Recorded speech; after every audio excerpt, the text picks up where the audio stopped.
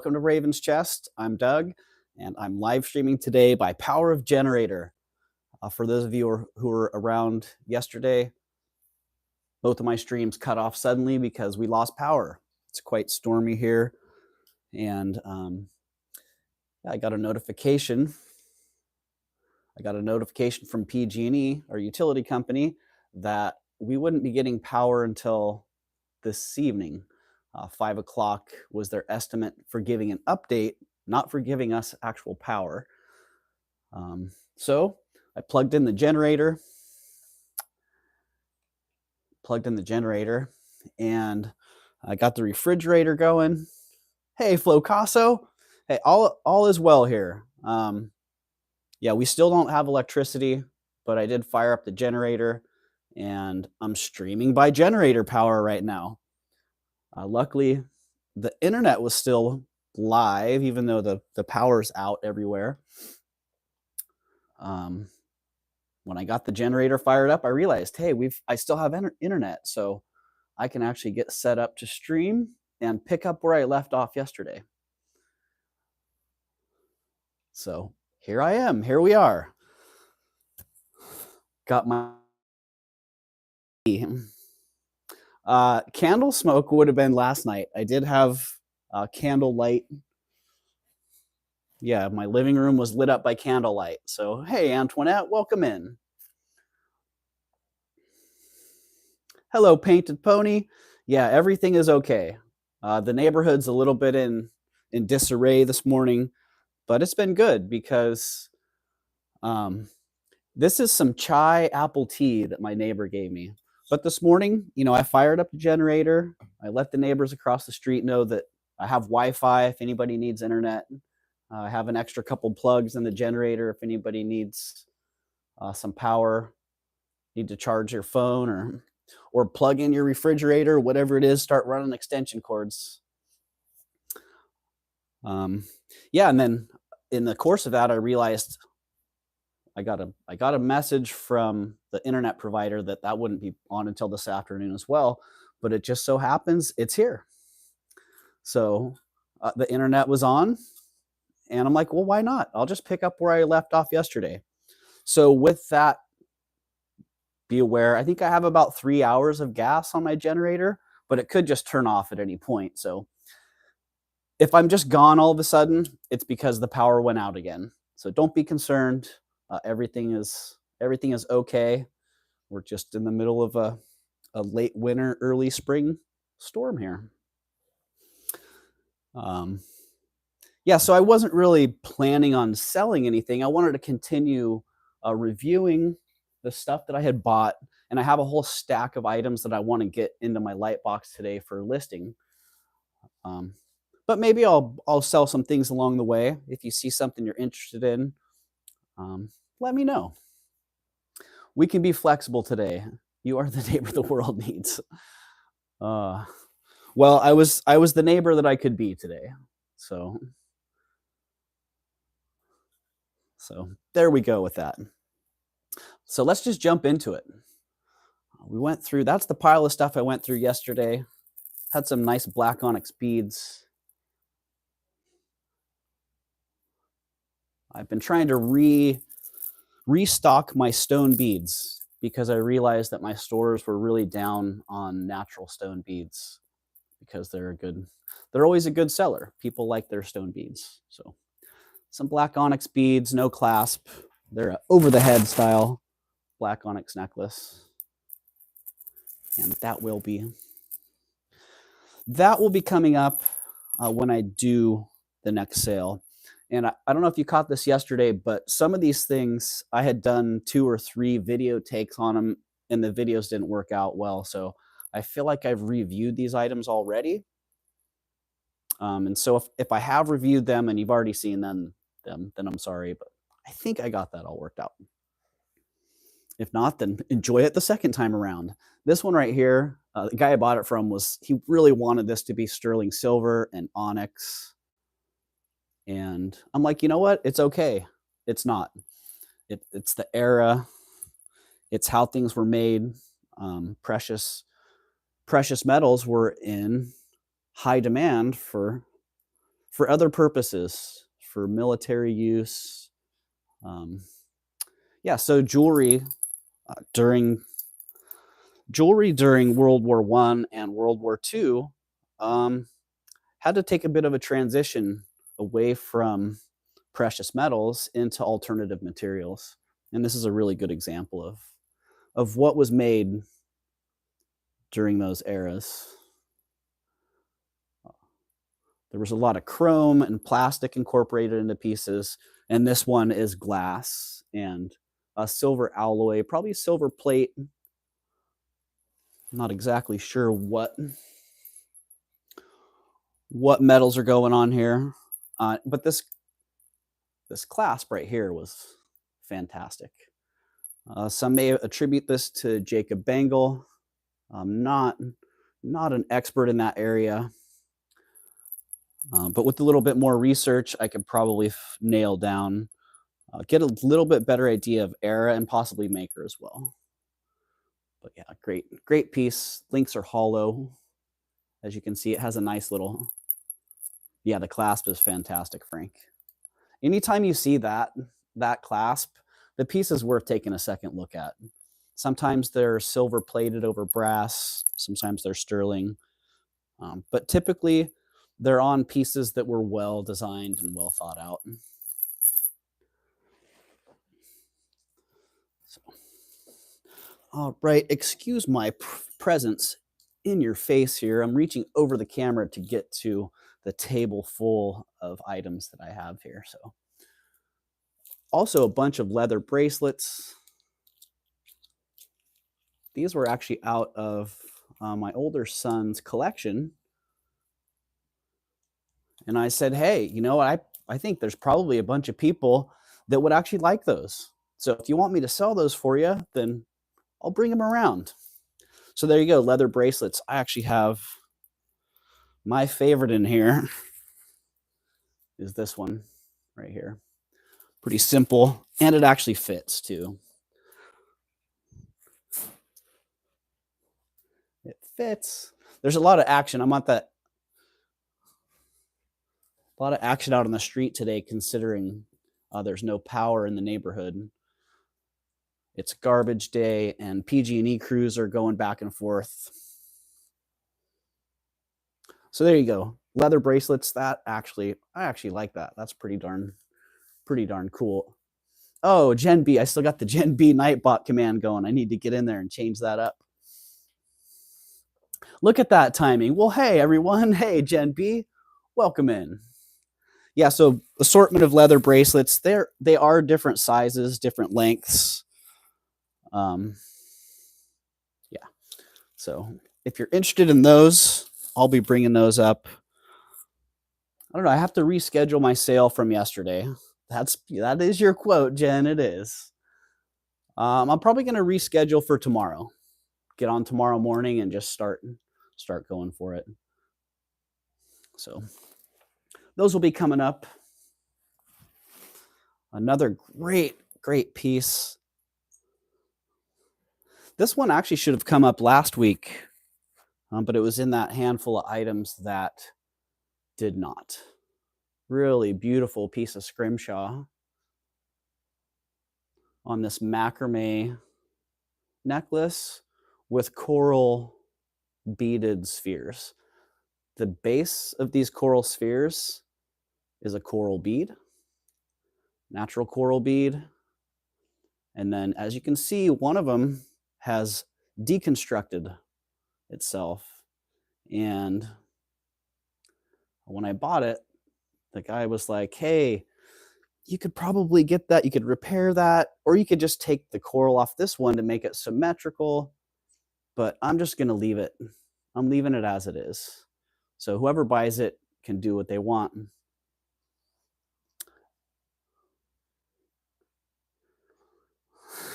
You coined a YouTube phrase that will live on into eternity, Jen, right? You absolutely did. So yeah, fabulous necklace. I don't remember. I don't think it's gold. I don't know if I actually tested that. Didn't really matter because the gold part of that would just be just be a little bonus. For me, the real attractive part of this were these beads. Just the amount of work that goes into making beads like that is really, really incredible, and the meticulous type of work that I'm not sure I would be into. But yeah, the back of that also is really, really nicely done.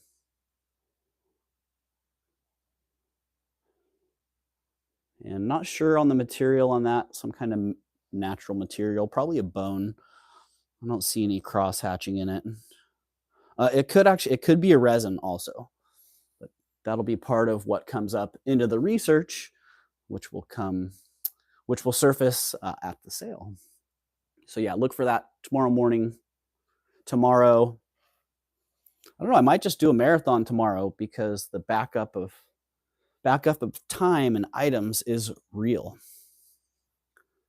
So sweet little turquoise ring. I've been clearing out my collection, and this was one that I had in there because of the stone. Clearly, it's not my it's not my style, not my thing, but when I bought it, I fell in love with that little stone. Yeah. Nice, rich green, blue shades, and that little touch of matrix in there is really sweet also. Always a big fan of turquoise rings. Oh, these have been around. These will be coming back tomorrow. I had them in my light box, but they made it out onto the table for the photo shoot. So nice early, if I remember right, these are Scandinavian, early 20th century pieces. Really nice birds. So yeah, those will be coming around as well.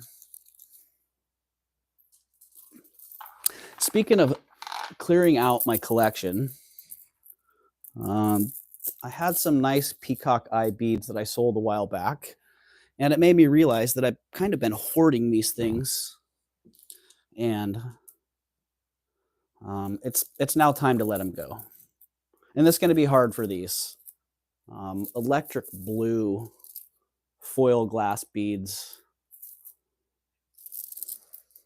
Let's see if we can get a good shot of these. Yeah, super long. $11 says Flocasso. Oh, I could probably how low you can go these. Super long. They really just need, the hand knotting still in good condition. They really just need to be reworked at the end here because they have a pendant, a bead pendant that was original to them. Frank, you're disqualified, right? Gen B knows that situation. You, sir, have entered your bid too early. How low can you go? You're out. I'm a mess, says Frank. Yeah, so these three beads were designed as a pendant section. So the big one still has its little dangly tassel on it. And then you have them, they graduate up. There's a medium and a small one. And then there's one extra bead as well that was probably in the necklace itself. So yeah, fantastic foil beads for those of you who are bead collectors out there. Be looking for those. I don't remember the length. They're like 40 inches plus on those. You could wear it as a lariat, absolutely. But it was originally designed as a pendant, so that pendant section would have been attached right here and then dangled down. So look for those coming up tomorrow morning. The painful clearing of the hoard. And I haven't welcomed anybody in, so let's roll back through here. Frank, Flocasso, welcome in. Antoinette, Painted Pony, Francis Marlowe, Gen B, glad you could make it today. I felt like Gen B was casting some spells or something. I'm like, I didn't know Gen B was a weather witch, because both times I referenced the carnelian beads, my power went out. So, and I know you had liked those, Jen. So I thought that was kind of funny. And Jules, welcome in as well. And Lisa Ross, thank you for being here. Frank is funny indeed. Okay, let's try some of this chai apple spice tea. I think, yeah, definitely time to take that tea bag out. No tea bag comments. I'm not hearing those. Wish I did have that power. Right, Jen? Well, whatever was happening, things are in alignment where those are still available. So I really didn't want to run those without you being present. If nothing else, you could get to see what happens with them. So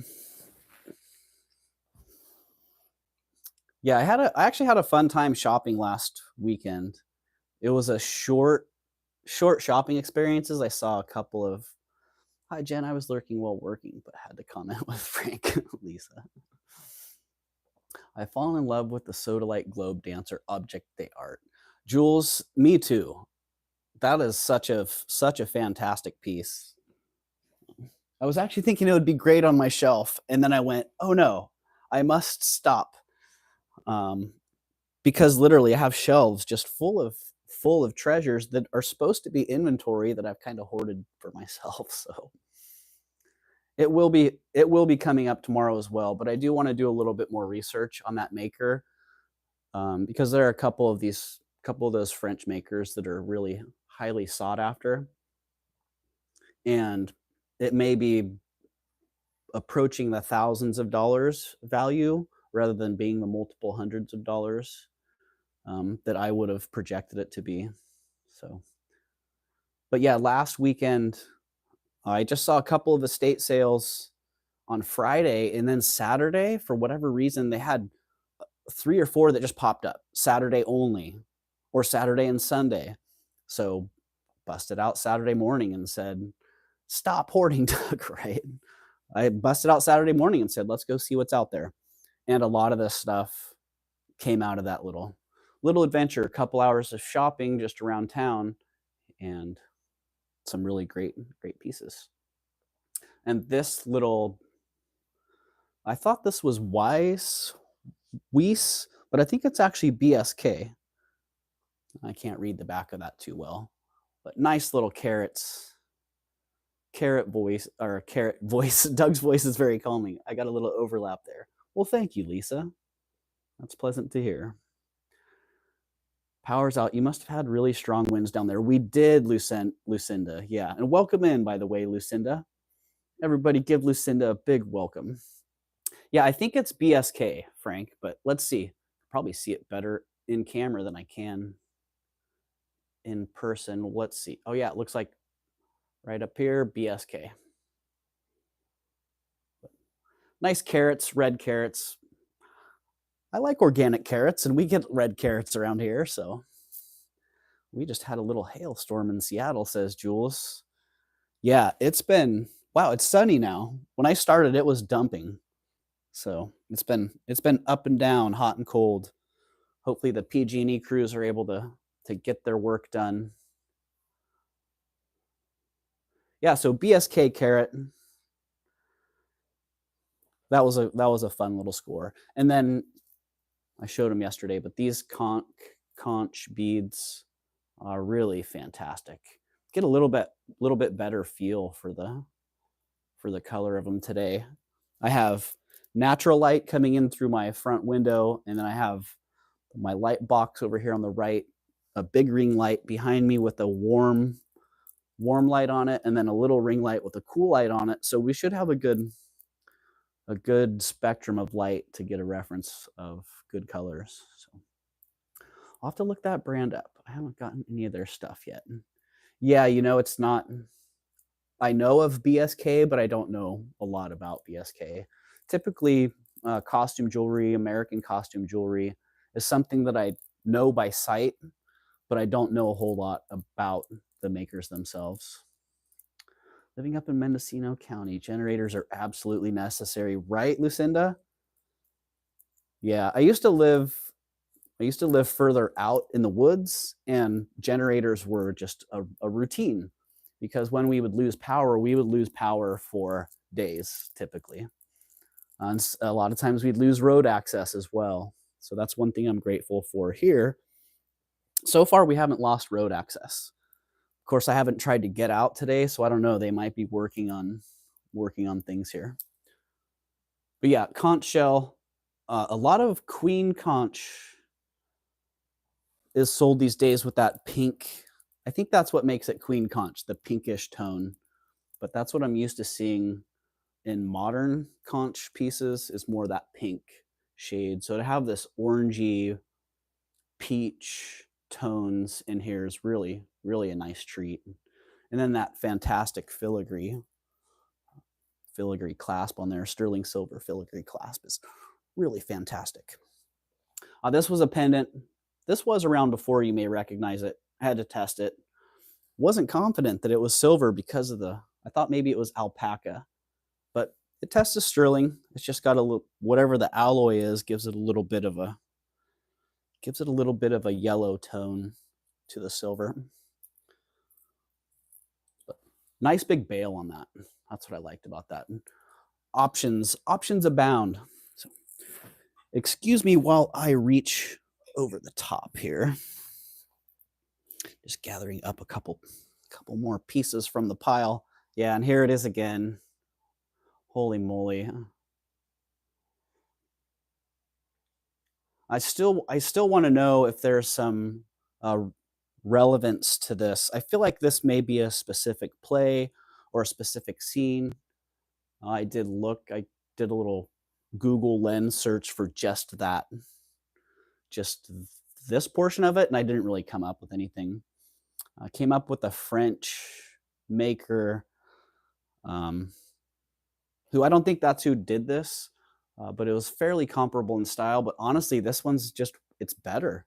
It's got better detail. It's got a better, more realism in the miniatures. The other one that I found was a little bit more abstract, but the values are through the roof on that stuff. That's one thing that you may, standing on top of the world, gorgeous piece. Yeah, right, Joanna. Welcome, Joanna. And welcome, Rhonda. Welcome in. Yeah, fantastic piece. And there's actually a good lesson in that. When you're out, if you focus mostly on jewelry and you're out searching for things and something catches your eye, satisfy that curiosity, because routinely I find things that I know nothing about. I just know that I like them. I see them and go, wow, that's really cool. And it's not until, like this piece, I get it back, look at it some more, do some research to then realize it's really, really something great. So stepping outside your comfort zone can be really beneficial. It's worth the risk for the knowledge you'll gain alone. Exactly, Frank. And it is. And typically, when you're buying outside your comfort zone, you're buying at prices that you're comfortable with. You're taking a little bit less of a risk, which I have found to be hugely profitable at times.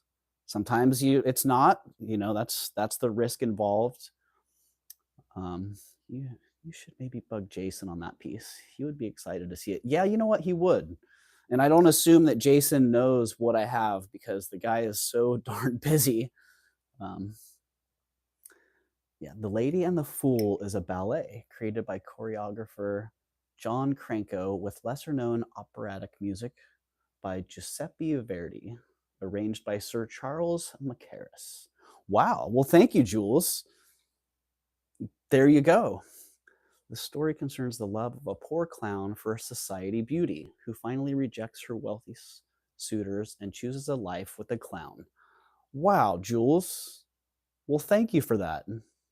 I'm amazed that you were able to find that so quickly. So there you go. And there he is, the clown.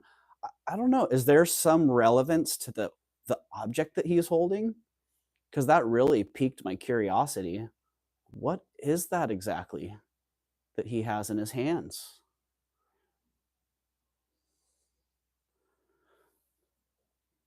But yeah, back to satisfying the curiosity, like I had talked about before. I could have very easily got this piece and flipped it. I got a good price on it, and I could have just doubled or tripled even, flipped it and moved on. But honestly, thanks to Jason and a couple of things that he said in his videos, plus observing how he operates, it made me slow down. I'm like, I know this is the right thing to do because this is how I've done it for years.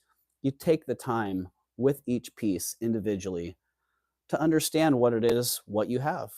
And it's hard because a lot of times I buy something, I already know what it is, and it's really easy to just streamline it through the process. Rhonda says, what year was the story written, Jules? I'm curious about that because this may actually be an earlier piece than I'm assuming that it is. But back outside, jewelry, outside the comfort zone, a lot of silver comes along. Art Nouveau silver is one of my favorites. Victorian and Art Nouveau pieces are just fantastic. And this, it's a bottle top. When I bought it, I assumed, man, I have so many glass bottles. I bet I have one that fits this. It premiered in 1954. Okay, so that's actually a later piece than that. All right, we'll have to research the Boar's Head hallmark and the maker's mark and try to see if I can actually come up with who the maker is on that. The ruffle collar made me think of a court jester. Yeah, same here. Yeah, it made me. Same here, Frank. I saw that ruffled collar and I was thinking jester, clown, something along those lines. But what he is holding, that's still kind of the big mystery. And clearly he's whispering something in her ear. So I'm sure that has some relevance to the story as well. Fascinating, Jules, says Jen B. My degree is in opera performance, but Verdi was not my repertoire. So I'm not sure what the music is for that ballet.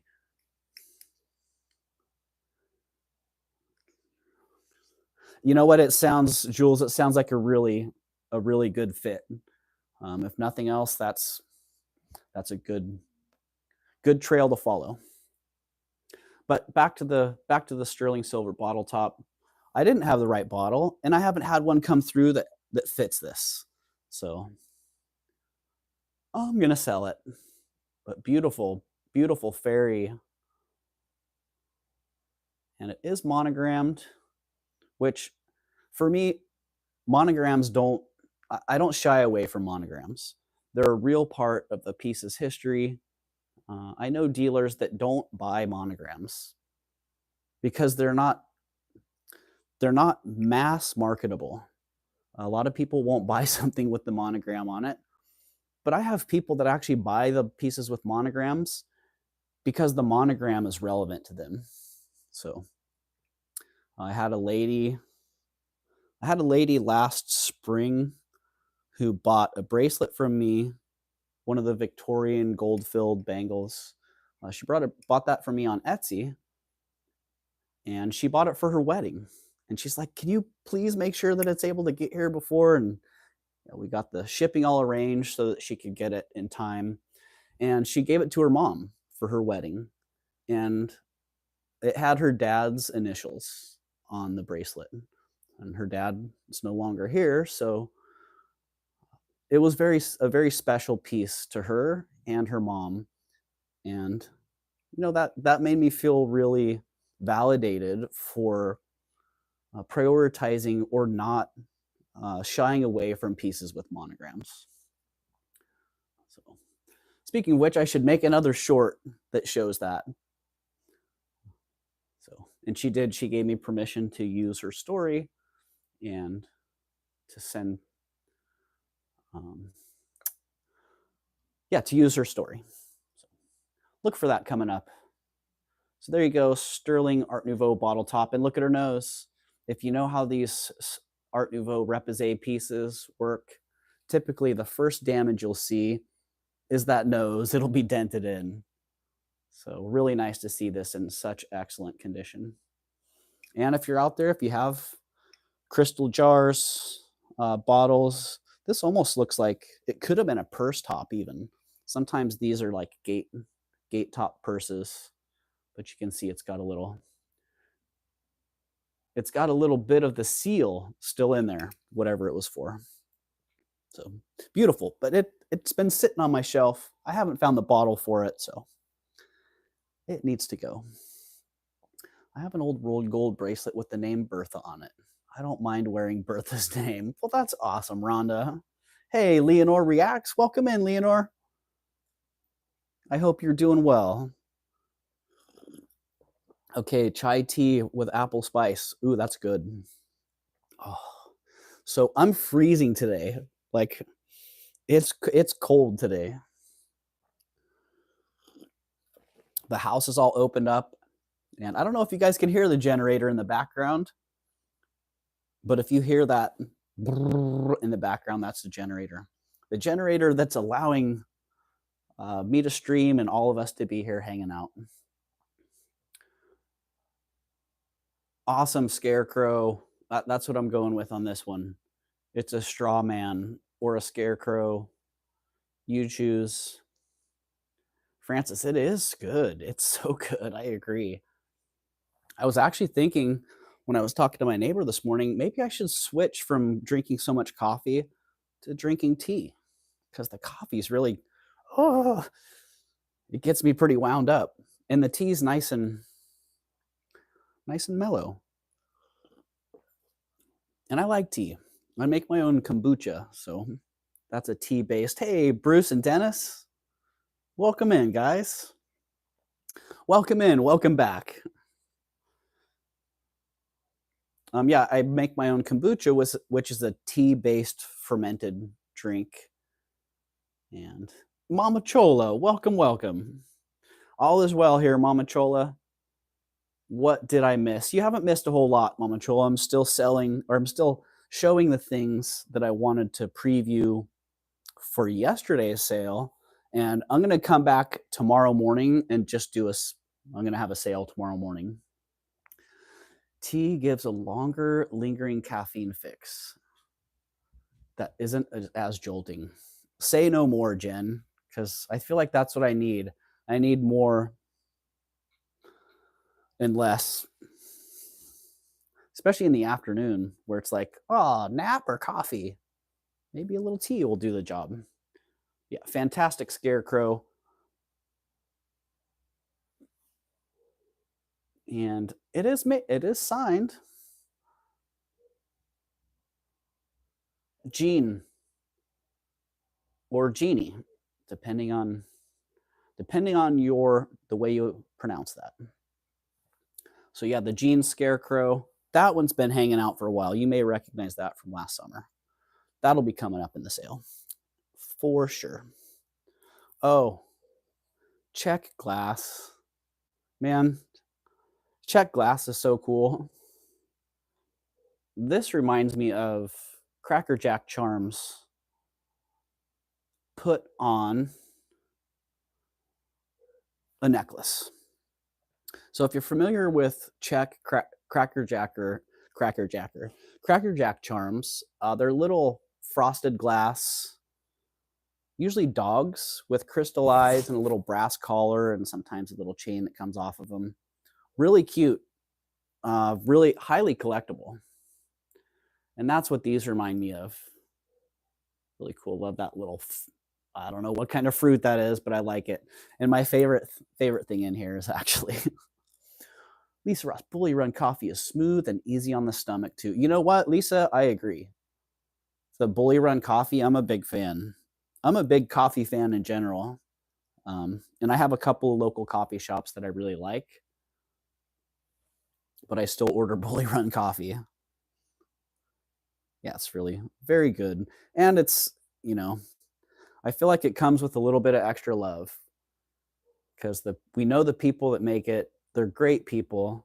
Jeremy's a really great guy. Jason too. and happy to support them as well as support my coffee habit. But yeah, my favorite thing on this is the little bunny. Look at that little red-eyed bunny. Little bad bunny. Very cool. Fun charms. I'd love to see those reunited with a longer link of chain and made back into a necklace. They could actually be, ooh, for this, a small enough neck, it could be a choker. But right now, it's just on chain. So I'm just going to sell it as the charms. Yeah.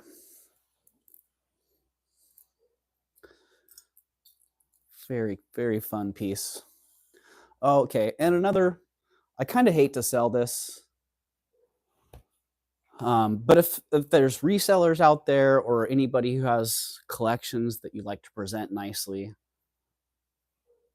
this for years has been a presentation box that I used at shows a lot. Hello, anybody I missed or anybody that's lurking. I like that, Mama Chola. Say hello to the people that are lurking, because a lot of the lurkers out there, they don't get included, or they can't. Maybe they're watching on a TV, so they can't actually be in the chat, which I know how that is. Sometimes it's like, oh, I want to chat, but I can't. Perfect for Easter, right? Totally. But yeah, this presentation box, it's Bakelite. That was one of the reasons that it was attractive to begin with. But it's an awesome presentation box. It sits in the middle of the case, usually with one piece. That billboard piece, if you've heard me use that term before.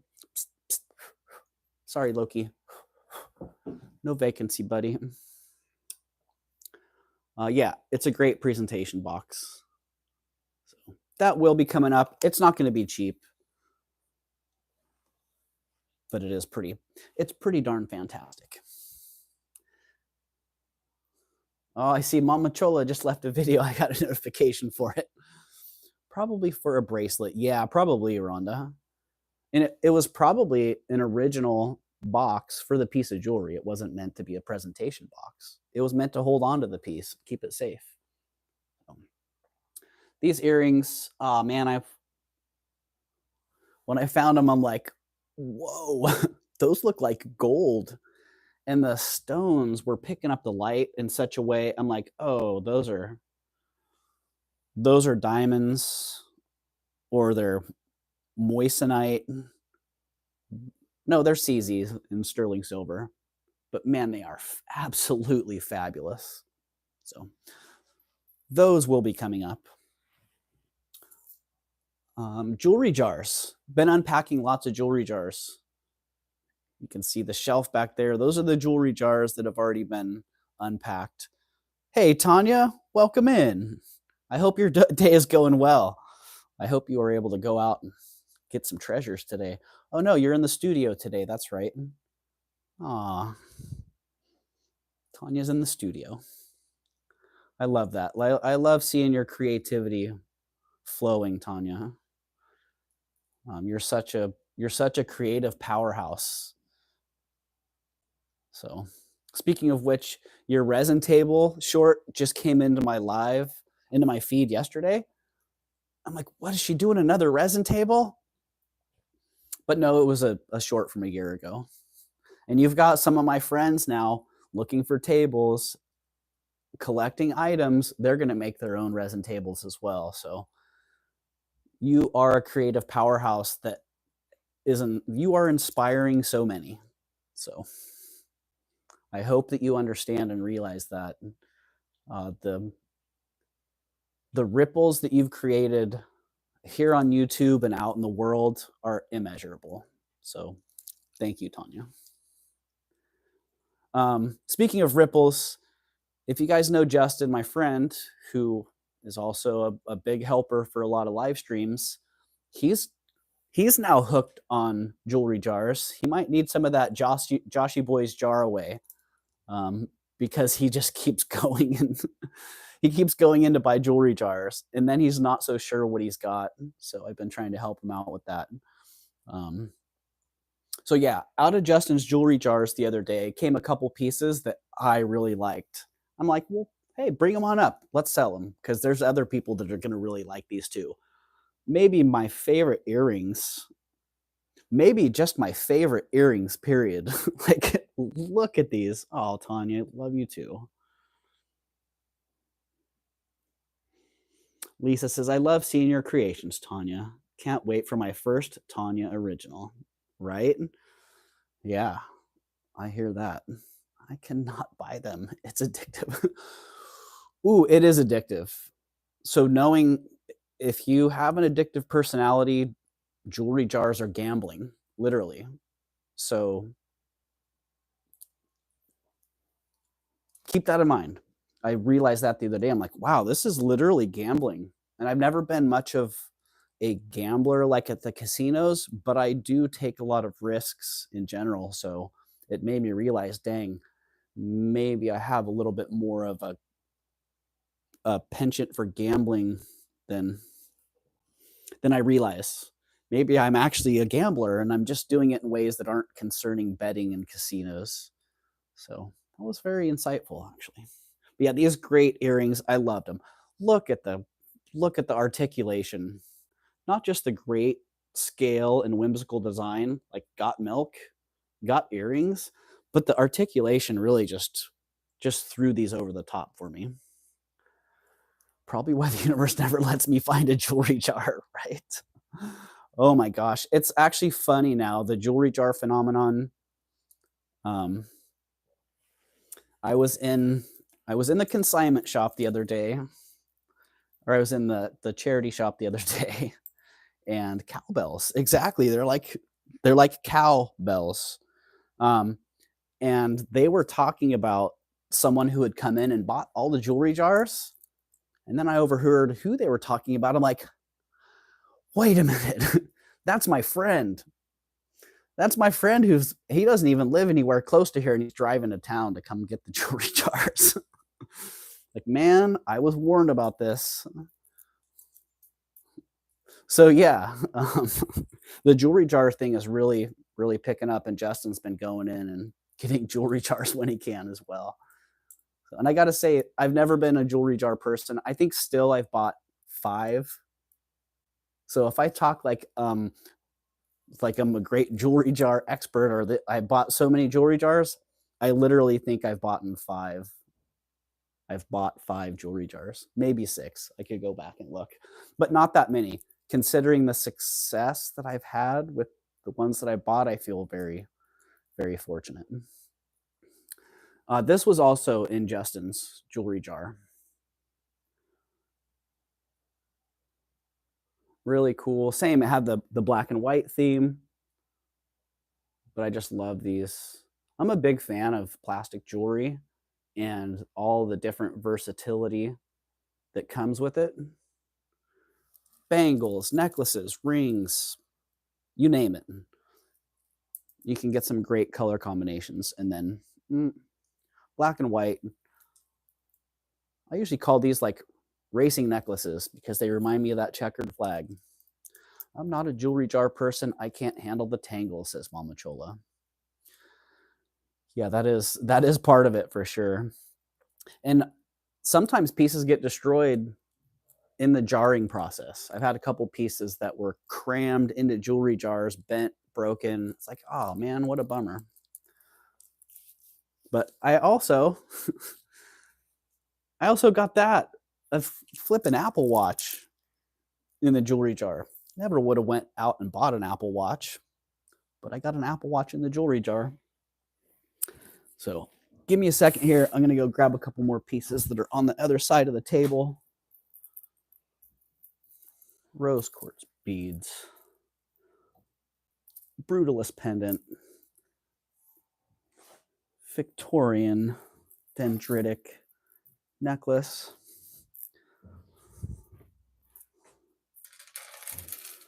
Oh, and this Chinese.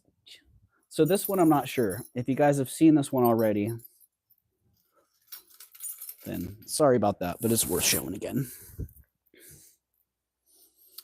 Yeah, like I was saying earlier, I did, was it 2 or 3? I think I did 2 video presentations with these. Then the video didn't work out. And so I feel like a lot of the stuff I've already presented. So if you're seeing it for the second time, sorry. This one I know I hadn't. Really nice brutalist piece. Bronze, copper, maybe brass and copper. Really cool piece on a leather cord. These are the types of pieces I'm always drawn to. Unusual, atypical, really nice snowflake obsidian ring with great stamp work on the side. And I think that's a J King, if I remember right. DTR.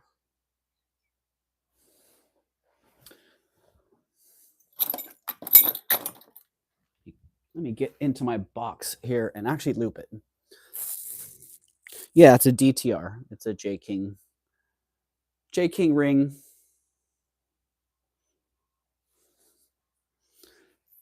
And I don't know what size that is. I don't know. Maybe we should sell that. Someone want to buy the J King? Say the J King snowflake obsidian ring. I got everything here. I could sell a couple pieces. It is a size 7. Oh, Vanessa, welcome in, Vanessa. I almost missed you there. Darn. And Twinkie, welcome in, Twinkie. Snow here. Bummer. Had plans to go out. I hear you, Twinkie. Yeah, we got hammered here in California. I wasn't quite expecting that. Yeah, it changed a whole bunch of plans around. So J King ring. Got lights. Vanessa, I'm on generator power. So I don't know if you can hear it or not, but yeah, I'm on generator power. So our power is still out. It's not supposed to come back on until this evening. So, oh, we dropped down to 5 people. Did somebody just come on, or was I being offensive? I'm not sure. But J King, someone want to buy that? $30. $30 for the J King ring if someone wants that. Why not? Throw some sales in while we're reviewing items. Great. I like the stamp work on that. That's actually why I bought it. The snowflake obsidian's cool, but the stamp work's what I like. Ooh. I'll wear that for a little while. And we lived on it every hurricane season. 2 generators, right? Joanna, it's an 8. Oh, 7, sorry. Boy, my memory is like, it's a size 7, Joanna.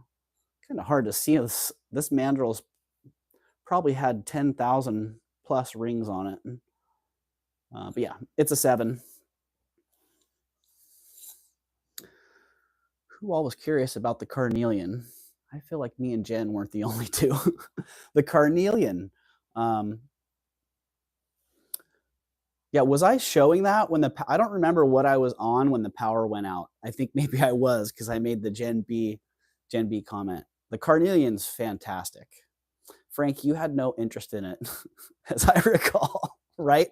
Nope, no carnelian here. What about the conch beads? The conch beads are here as well. So I feel like I should be giving people a fair chance to get them, but the people that were supposed to have a fair chance to get them are kind of here. So you guys want me to sell those? Why not? Why not? We'll keep that on there if somebody wants to jump on the J King ring. It's here on my finger. That should be a new Nightbot quote, Jen. Frank, you had no interest in it, as I recall. We could change that for sure.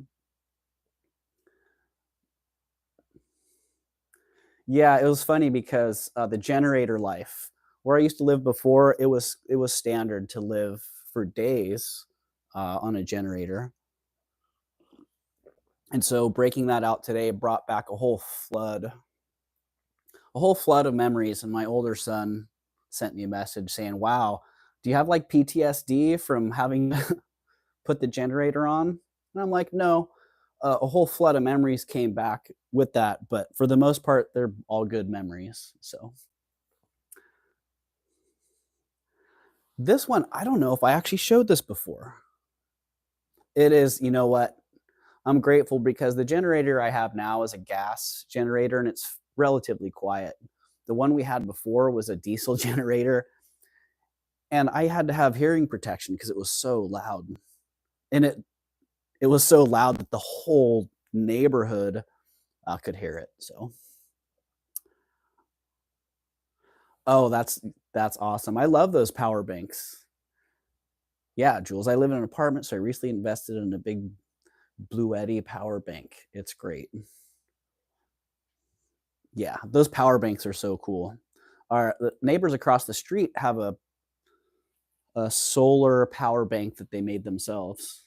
So yeah, they have some solar panels and a battery backup system that they made themselves.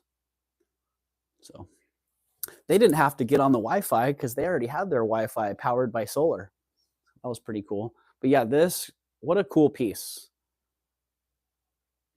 made by BB, who is, I don't remember if he's Navajo. Wilbert Beebe. Actually, a native artist known for his, I don't remember the tribe, known for his carvings. Not really known that well for jewelry, but as you can see, he's a true artist with a great eye and a great hand. That eagle with its head down, just a beautifully carved piece. And I love those tips too. The actual incorporating the tip of the horn as the tip of the bolo. What a great design. Yeah, big fan of that. Crystal beads. These are faceted, or actually these might be molded. Let's take a look. Oh yeah, molded glass beads, 1920s, 1930s. They look fantastic. Tesla tried to give us free global energy like 120 years ago. So sad we went the other, right, Frank? I know that whole story is sad, honestly. My son and I talk often about the woes of modern society and the influences of capitalism, which fuels progression, but it also changes the direction in a way that may not be the best. So, but yeah, really nice molded glass beads. These, they face up well. They look beautiful, but they've been loved and worn. When you look up close, all of the facets are abraded. So yeah, all of these little facets on here, they have abrasion, they show wear. It's amazing how well this piece has held up, considering the amount of love that it's been given just by being present in somebody's life. Ooh, yeah. So those will be coming up. They are a rare molded glass piece that I have. Typically, I'll gravitate towards lead crystal, faceted quartz, but those were undeniably amazing. So couldn't pass on those. Victorian jewelry, always love Victorian jewelry. Dendritic agate, dendritic opal. In my experience, formerly known as moss agate pieces are really amazing. And this necklace, look at those drops on there. Some of those dendrites, some of that moss in there, you can see how it was forming. That's one thing that's always fascinated me about stones, having a geology background, knowing how a lot of these form, and how a lot of times you have one stone that was formed and then another stone that was formed inside it or around it at a much later date. It tells a real story about the history of these pieces. And agates, I'm a big fan. Let's see if we can get some of that.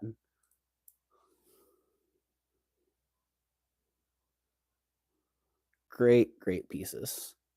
I feel like maybe this was a marriage from other pieces. That central pendant has a little bit different connection style than the accompanying pendants.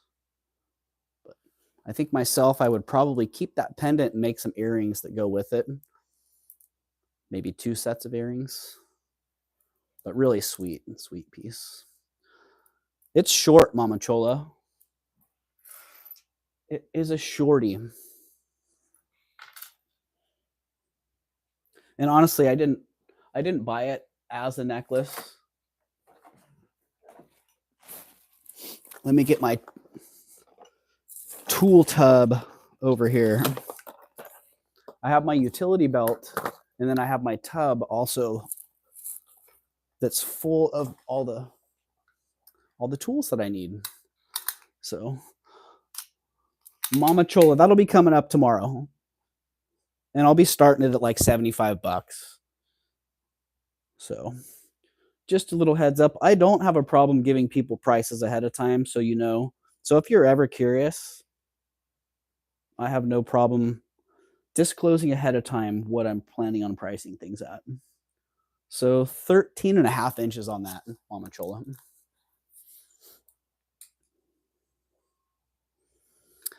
I remember I had a beautiful one, Mama Chola. Were you the one who got it? Oh, the dendritic. Yeah, the dendritic agate. Yep, Mama Chola did get that one. That was quite a fantastic piece. So yeah, those will be coming up as well. This, absolutely incredible. Incredible and easily overlooked because of the abundance of modern reproduction Tibetan pieces. But this is old Chinese carnelian turquoise. This is actually a book quality piece. And I have the book. I have the book that shows what this is, where it's from, the history on it. Gives a lot of information about these pieces in general. So the only downside is it's missing one carnelian drop on there, but it is what it is. These pieces commonly are mistaken as being incomplete, but they're bells. This is entirely as made as intended, minus that one missing drop. But yeah, they're bells. You can hear.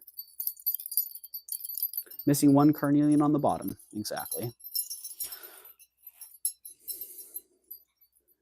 And I've kind of gotten over trying to make things perfect. You know, in the past, I would have put this with the foo dog necklace, Frank, until I found that piece of carnelian, so that then I could present it complete and perfect. But I'm over that. It's relevant to the history of the piece that it's incomplete, and so I'm okay with that. So yeah, that'll be coming up as is, and I will be doing a little bit of book research on that one as well, and I bet I find something awfully darn close. But look at the quality of this.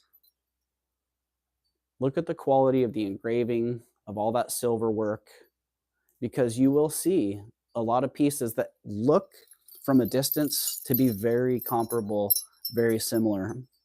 You know, from this distance, it's hard to tell. It could be a modern Tibetan piece, but the closer you get, the more you're going to see. Look at the fineness and detail in that. Look at the attention to what was done on every little piece of that. That's where you go from being a nice piece to being an incredible piece. How often do you see Chinese bench beads? not too often. And the bells, lovely sound on those. Absolutely. Moving bells to outside and replacing with matching stone will be great. Yeah, I agree. Whatever, I bet somebody out there has a carnelian drop that would work well for that. So, or the other option is these little charms. I come across these as well. So I actually had a bunch of those that I sold to a guy in Oregon because that's what he does. He collects Chinese jewelry and he loves those charms and hat ornaments. A lot of times these bells will be mistaken for hat ornaments because hat ornaments will have like a Peking glass drop that would come out of the bottom of that bell. And then it would be attached to a hat in a grand fashion. So not hat ornaments, they are bells as originally intended. What's going on with this necklace? This should have been in last week's sale as well. What a well-designed piece. This is one that I did present a couple times in videos, and I don't know if I actually presented it here on YouTube. So if you're seeing it again, I'm sorry, but not really because it's so fabulous. Really nice natural coral beads on that. Twisted, uniform, great kind of a matte finish on them and kind of a muted color. But great design on that. And the maker I'm not familiar with. Yeah, Murat, M-U-R-A-T. Not sure about that. The only Murat jewelers that I've seen were from Turkey. And the style didn't necessarily fit that. So I'm not quite sure. That could have just been an artisan piece. But whatever it is, it's fabulous. For all my comments, as far as everyone, for all my comments, I'm trying to get my fingers moving faster for Bruce and Dennis at 6. I have to monitor. Oh, get those fingers moving, Mama Chola. Keep them warmed up. Maybe it can live with the food dog once again. Maybe, Frank. Yeah, that would be amazing. And I love what you're doing with the food dog, Frank. I think exploring all those different options, they're either going to work as versatile options, or you're going to find that one perfect piece. But it's amazing how challenging that has been to find that one perfect piece for it. Sometimes it's just like that.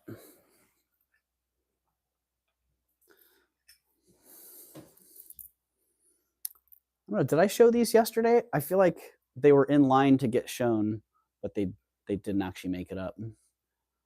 Nice rolled shell necklace.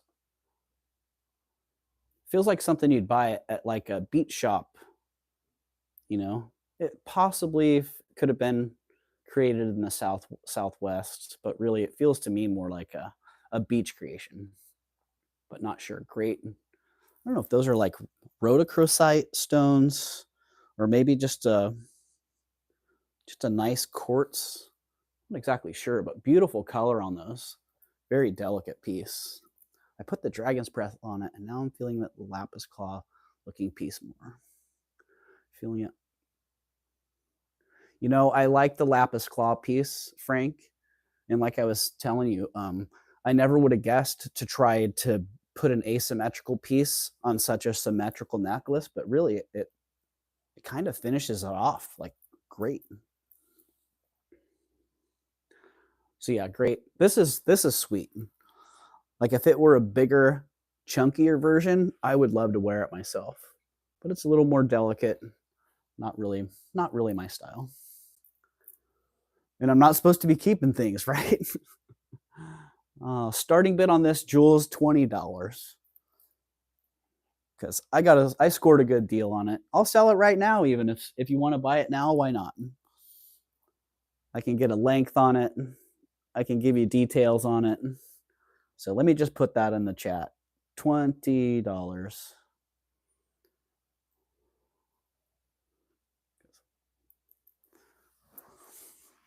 Yeah. Let's just get a length on that, because if nobody buys it, then I can write the length out. And oh, Jules says 20. I'm in.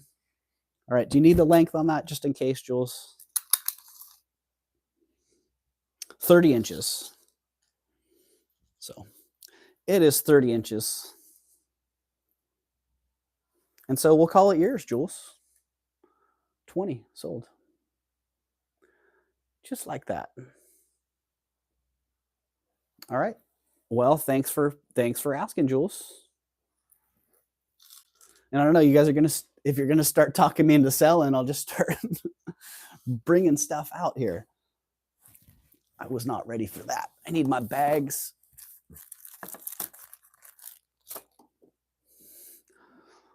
Let's get the tub.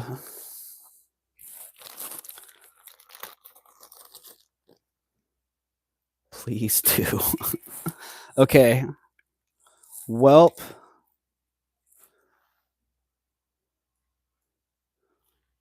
Was anybody interested in the freshwater pearls with the 14 karat gold class? Because I could bring that back around too. 20. Jules. Thank you. Thank you, Jules.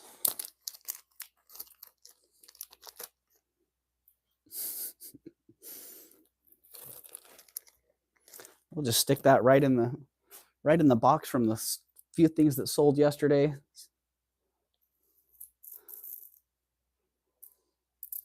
Well, thank you, Jules. I appreciate you. I appreciate you all, honestly. Like, thank you for being here. Thank you for being in the chat. Thank you for lurking. Yeah. Just thank you. If I get too far down that road, I'll get all emotional and then I'll kind of lose my composure. So all I can say is thank you. And I pinch myself quite often with the blessings that I've found here on YouTube and the great people that are here. It's been life-changing. So thank you for being part of that. All right, rose quartz beads. Back to that natural stone beads that I was talking about. I'm getting my store restocked. Thank you, Doug. You're the best. Jules, you're the best. And thank you.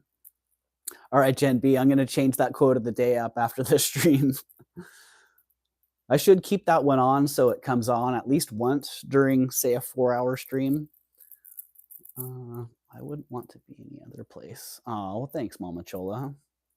Jen B says it's a great community. It absolutely is. Yeah, I think it's been life-changing for many people. So it's very enjoyable here with you all, Doug. Well, I agree, Twinkie. You guys all make this experience so rewarding. So from the personal support, Jen B, thank you. If you look at my latest short, Jen, you got a little shout out in there. And if you're comfortable with me telling that story about the bird earrings, I will, because you really saved my ass right there. So thank you. If you can keep out of the clicks or the fights, yes, it's lovely. You know what, Mama Chola? You're right. You're right. And I feel fairly fortunate that that's never been my game. I have walked in and out of different circles comfortably, just being myself. And YouTube's very much an extension of that.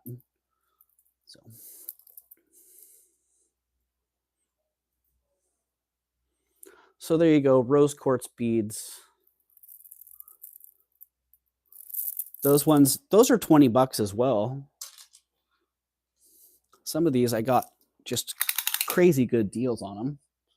And they're about 28, about 29 inches on those. It's not my game or my style, but sometimes people attack you or misinterpret you. Yeah, you know, Mama Chola, you're right. It's so hard when people try to provoke you. It's so hard not to get provoked. And I've gotten hooked in a couple times and realized it and I had to back off a little bit. So it is really difficult. But for me, I've always been used to kind of just doing my own thing. I grew up an only child, um, always felt fairly independent. And also, guys, don't get into the chick shit. Yeah, exactly. Exactly, Mama Chol. A lot of it, I don't get it. I don't understand why that time and energy would be spent in such ways. But to each his own. I recently learned someone I like and respect seems to have a problem with me. That's okay. Nobody is for everyone. Wish nothing but love and happiness for everyone. Frank, amen. Um, I 100% agree with you. It's hard, you know, especially if you're someone who seeks approval. If you're a people pleaser and you require validation or you seek validation, which I am. It took me a long time to understand and admit that. A place like YouTube can be very difficult. So just keep that in mind, everyone who's out there thinking about doing the YouTube journey. It's just an extension of life. The same dynamics you experience in life, you're going to experience in YouTube. And one of the best pieces of advice that I was given was from Tanya. And part of me wishes I had listened sooner, but part of me is also glad that I had to figure out some of these things for myself. But she said, stay in your own lane. And you can take that to mean what you want, but that one saying alone has been hugely valuable to me. And it's really saved me a couple times. If it wasn't for that, I probably would have quit YouTube, signed off. Hello, Sandy. No, I cannot. I am live.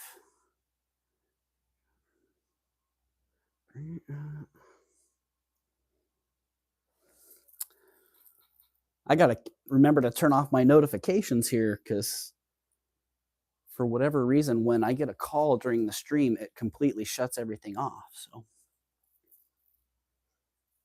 trolls love to troll. They used to hide under bridges. Now they hide behind keyboards. Right, Twinkie? Right. And sometimes trolls are just people, just kids looking for some attention. And sometimes they're adults that are looking for attention. But typically trolls are hurt people that are reaching out and looking for something. So I even try to keep a compassionate view towards people that are trolls. So, loved this quote for a long time from Tabitha Brown. Have a good day. And if you can't, don't you go messing up nobody else's, right? Oh my goodness, Frank, you're right. That seems to be so many people's agenda. Like they're unhappy, so they want to make others around them unhappy, drag them down into the dirt with them. And I get it. I'm willing to reach down and try to help people up out of the dirt, but I don't want to get down there with them. That's just, when you've been there yourself and you've had to work hard to get out of a position like that, the last thing you want to do is willingly put yourself back down there, even if it's in a position to try to help somebody out. Check out this amethyst bead necklace. This was actually slated for the light box, and it had one little issue on it that I wasn't quite sure how I wanted to address. So one of these stones on here creates a little kinky angle. You can see this one amethyst bead right here. When they drilled it, I don't know if it actually chipped or if it's just the way it was made. I was thinking about taking that one bead out so the whole strand will lay smoothly, because the way that bead is configured right now, It puts a real sharp angle on it. And that's just how it was made. The one weird bead, right? Elizabeth K, you know the deal. All those hundreds or thousands of beads, and there's that one, and it sticks out like a sore thumb. Yeah, right, Gen B? That is so great, Frank. Misery loves company, and many want to make others miserable so they don't feel so alone. Right? And how many people here just want to spread the love so that they can do the same? Not feel alone, but lift people up. Don't pull people down. That doesn't help anybody, especially the person who's doing the pulling down. It might make them feel good for the short term, but that's no way to live. Yeah, it's a great necklace. And so again, I had it in the light box, but if you see that one bead, it creates a little kink. It can get in there nice and seamlessly, but for me, I got a little hang up on that. I feel like I'd have to be making excuses. I did take some pictures in the light box, and it was obvious, like, oh, there's a big kink in there. So out of the light box, up for sale. I'll just put it up here right now if somebody wants to jump on it. I paid like $60 for it, and I'm going to charge $80. But just so you know, if you see people making thousands of dollars during their sales, that doesn't necessarily mean they're making thousands of dollars. They might be doing thousands of dollars in gross sales, but their net may be 10% of that. It may be 50%. You just never know. So I've had people assume that, like, I've had people make false assumptions before. It's like, well, you don't understand what it actually takes to run a business. There's a huge investment up front typically.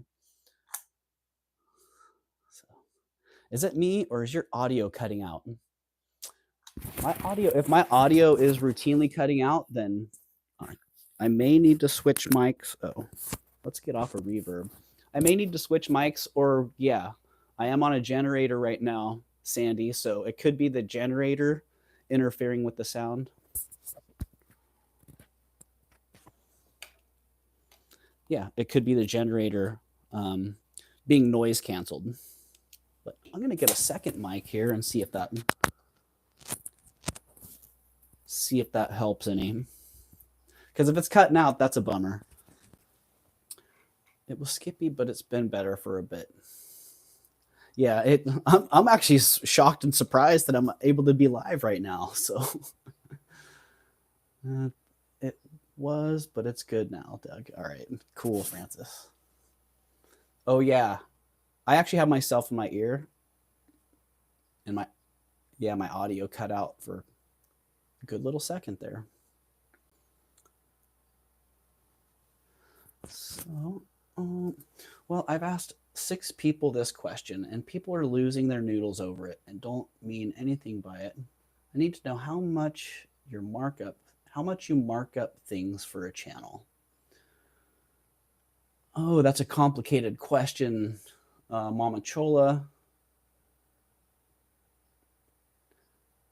And how much you mark up things for a channel? Well, if you look at my latest short, you'll realize that the markup for YouTube sales is way less than it is for my sales venues, eBay, Etsy, Ruby Lane. And that's simple because of the overhead. A large part of the overhead is time. I'm not talking about, Mama Chola, that depends. Everybody has their own way of doing it. So for me, if I can make 10% on something and turn it quickly, depending on the item, that's worth it. If I can make 50% on something, that's better. If I can double, triple my money, obviously that's going to be ideal. And some things you might pay $2 for it, and the minimum market value for it is $100. So yeah, it's almost on a piece by piece basis that you need to make that type of evaluation. For me, the best way to buy is in a group where 1 or 2 pieces or part of that group pays for the whole thing, and then everything beyond that's profit. Is there a margin that is too small for something that is easy to come by? Frank, well, honestly, part of the changing in dynamics for my business is directly related to YouTube. And now I can actually buy things with less of a markup because I can turn them over faster. And sometimes I sell things at cost because I already made money on that group, or I'm just trying to recoup funds so that I can reinvest them. So it may not be easy to hear, but sometimes that's the situation. Sometimes you have to sell things so you can buy more things. Sometimes that means you have to sell things at less than you would ideally want to get for them so that you can do that. I wouldn't want to bother if it wasn't at least 50 to 100% profit at least, but I'm not a seller, so I don't know. That would be ideal, Frank. If you could double 100% profit on everything would be ideal, but it doesn't always work like that. You know, I've actually bought things at times knowing that there was a buyer for it, and I literally bought it for them. Like, I know they'll pay 75 for it. I'm paying 75 for it. So I'm not making any profit. I bought the item for them, literally. And that there's a benefit to that. If you're catering to clients, then they're gonna stay clients. If you're doing favors for people, they're gonna want to reciprocate. Exactly, that's relationship building. And it's been like that. It's always been like that. You know, typically, another thing that's important to realize is that typically you'll have a handful of people that are driving your business. There have been times when sales were down on different venues, and if it wasn't for the handful of regular buyers who were faithful and consistent buyers, those tough times would not have been survivable. So keep that in mind. You'll see those trends. If you're reselling for an amount of time, you'll understand, and they come and go. So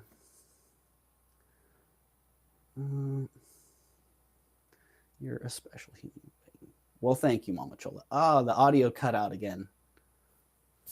Ooh, cut out big time. So, was anybody into those for 20? I don't know if you're into the rose quartz beads for 20. Cool. If not, I'm gonna throw those in the light box pile.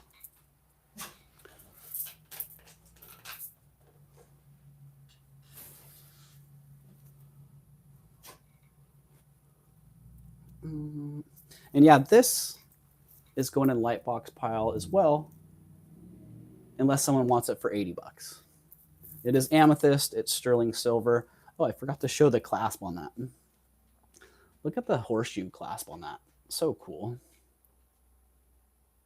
Well, thank you, Elizabeth. Yeah, I wasn't sure. So I'm so quiet in my ear that I don't really notice. I notice the silence, but I don't notice the voice. So, all right. Thank you, Jules. Good to know. So yeah, that beautiful. If you want any details on that, let me know. Otherwise, I'm going to put that over in the light box pile.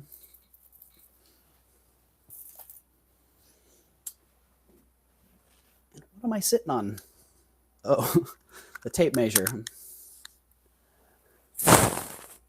And okay. This is something that's been long overdue. I'm going to segue into showing items. There's the agate beads with those freshwater pearls and the raven's wing pearl necklace with that fantastic Chinese clasp on there. Ooh. What an eclectic but amazing little stack that is. That'd be a fun stack to wear. Okay, you can. Okay, you know who you are. Who hasn't put your thumbs up on Doug's channel? Yeah, put your thumbs up, people. Get your thumbs up going there. That's one heck of a stack, right, Frank? You got that. Those Raven's bead pearls are to die for. Jules, I agree.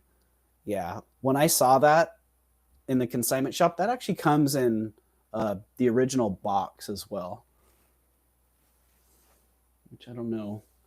I don't know where the original box floated around to. But yeah, when I saw that, that was in the local consignment shop. Um,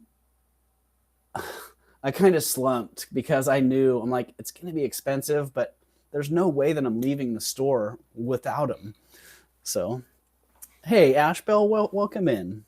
Catch and Release Jewelry by Ash. Howdy, howdy.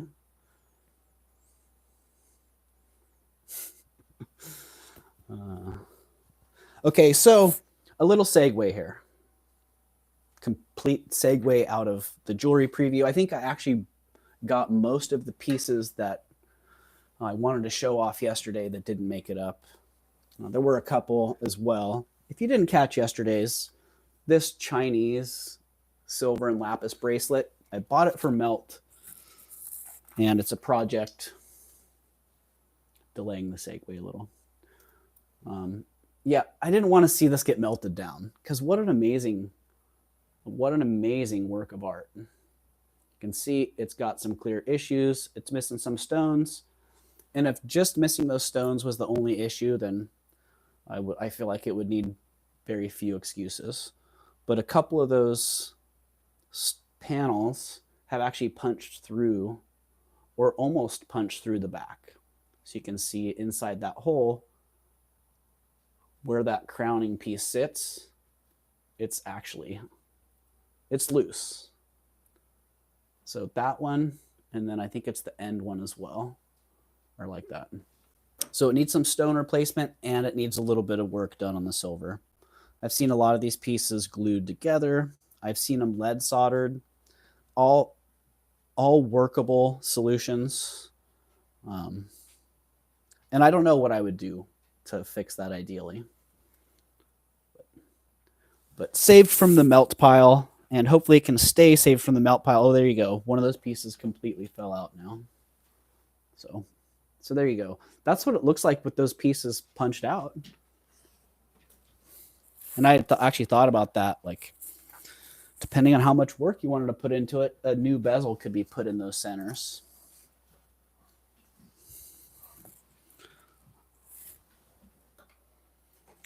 Ooh, maybe I could fix it up. What size was it? Let's just throw it on the cone of measurement, Jen, and see.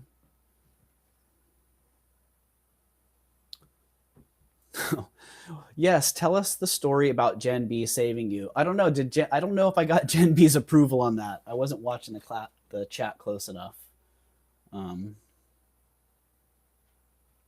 Yeah, so give me a thumbs up or a thumbs down, Jen, if you're comfortable with me sharing that. I mean, I think people already know how awesome, how nice of a person you are.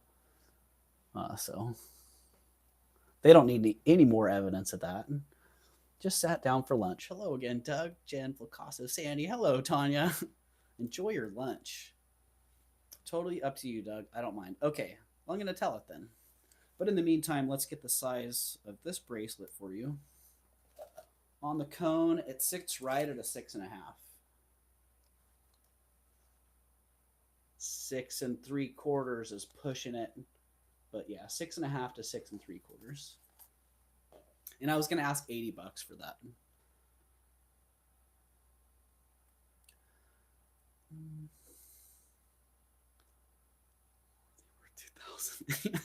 Offered them for 37. No, Flocasso. That when that story comes fully to fruition, that's going to top the that's going to top the Gen B story. No, I bought. If you guys look at my latest short, you'll see a little second or two where it says Gen B saved my ass, and you'll see the earrings that the story is relevant to. So I had earrings that I had listed on eBay, Etsy, and Ruby Lane, and I didn't remember that I had listed them, and I brought them up on a live and sold them. And I think I sold them for like $80 or somewhere in that price range. And wouldn't you know it, a week later they sold on eBay for like $220 or $230. Another good example of the deals that I really am offering here. So I had a dilemma because when you sell things on eBay and you're not able to fulfill the order, you get dinged pretty hard.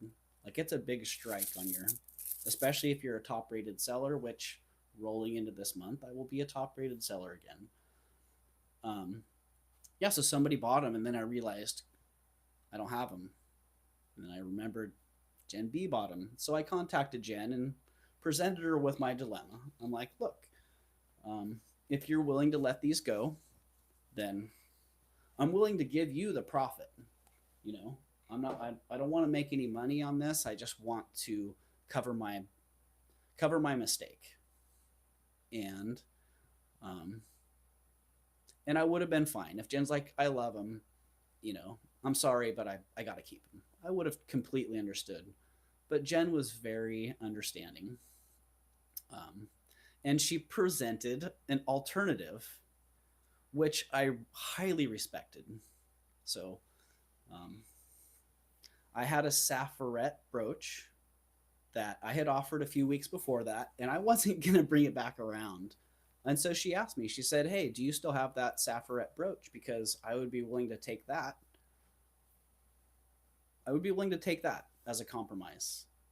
And so I said yes. And that was a really good trade for me. I was able to keep the profit from the earrings, and that paid for what I had invested in the sapphirette brooch. I didn't make any profit on it, but to keep everything square, to have the whole experience work out as well as it did, I was more than willing to do that. Um, and so I had to send Jen a label. I'm like, hey, I got a customer waiting for these. I emailed Jen a label. She printed it. She shipped the item from her house. The lady got them back here in California, ironically, and loved them. Absolutely loved them.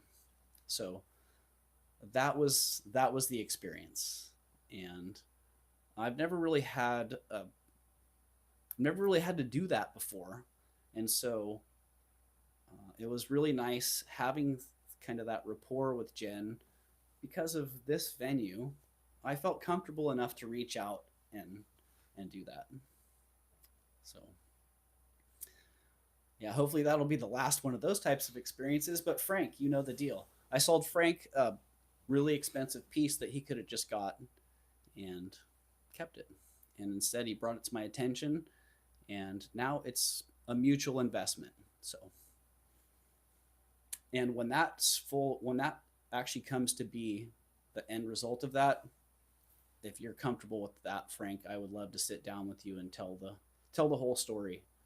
Not just because of the great story it is, but because of um, the potential opportunity that it'll present for other people, as well as the acknowledgement of how easy it is to make mistakes when you're running in the fast lane, full speed ahead. Because that's really what it was.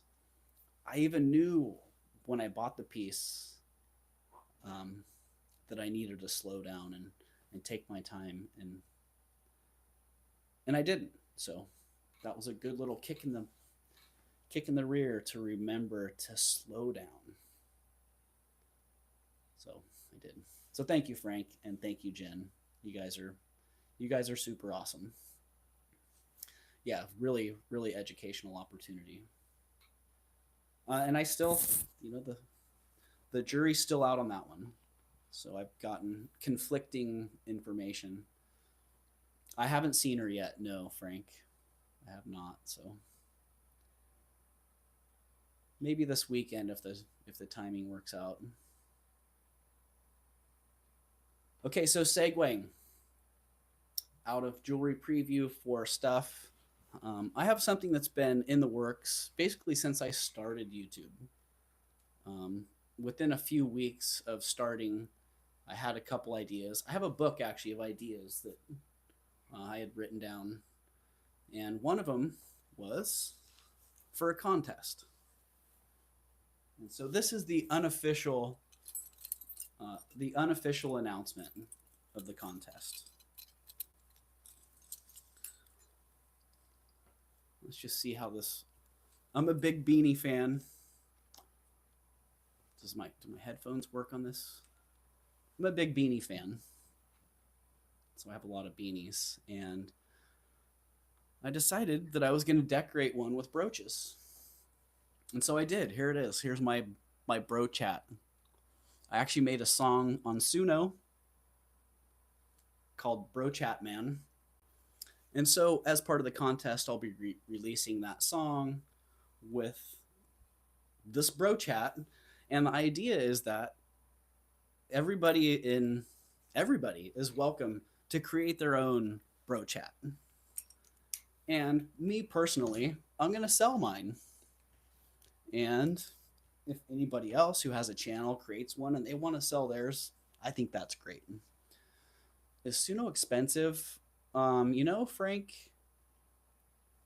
I have to look and see. I think it's $10 a month. It may be $20 a month. And for what it's provided me, it's been worth it, definitely. Just the opportunity to take some of the words that I've written them and actually put them into a song format has been really, really awesome. So, okay, so the whole idea is that people out in the community can create their own brooch hats. And so get your brooch hat supplies ready. Get yourself a beanie or whatever type of hat you want to put your brooches on, and start collecting your brooches because it's going to be on soon. I probably paid more for Midjourney back in the day, like 1 or 2 years. Probably, Frank. Yeah. And now with what's the name of the DeepSeek now that's out? I think a lot of the AI companies and options are going to be. I'm going to win, says Tanya. You know what? I can't wait to see what people come up with. Originally, I'd thought about making it like a voting competition, and I don't know. Maybe it will turn into that. I'm not quite sure, but mainly what I want people to be able to do is to share their creations, and I'm gonna auction mine off, and the proceeds are gonna go to the local charity shop. So the place where I bought the jewelry jar. Yes, and vote. Yeah, I have a whole plan laid out. I just want to make a couple tweaks to it. Um, make a couple tweaks to it, and I need to keep it manageable. Is the thing, because the way I had it in mind was something that was going to need a lot of oversight. And I honestly just don't have the time or energy to do that. So yeah, my intention is to start the contest, let people participate. Other people can sell theirs as well, other channels, other individuals. But yeah, the idea is that I'm going to sell it, and 100% of the proceeds are going to go to the shop where I bought the jewelry jar. So you can see the Trafari heart on there. Some of these other pieces, I love LA. Some people love LA. Yeah, just a bunch of great pieces, and I'll be adding to it as well. Little Victorian Bohemian garnet brooch. Holy moly! Nice. I think this is a Weiss crown key brooch. Little clown. Reminds me of the red balloon. Oh yeah. Tanya is the resident artist. She very well may take the win, right? Yeah, I can't wait to see what people come up with, because a lot of us hoarders here have lots of brooches to work with, and many of us are beanie wearers also. And it doesn't have to be a beanie. Like I was saying, you could make this with any kind of hat. But there's a couple of people I want to get on board, and look out for the announcement coming soon. But in the meantime, get your supplies ready. Twinkie says, Tanya, I tucked those earrings in a safe place. I really want to return to you. If you want to email me, place to send, I will. All right. We don't have to sell it. Do we know, Flocasso? Absolutely not. I think, yeah, I think we should have a voting section where people can vote for their favorite brooch hat, maybe even categories.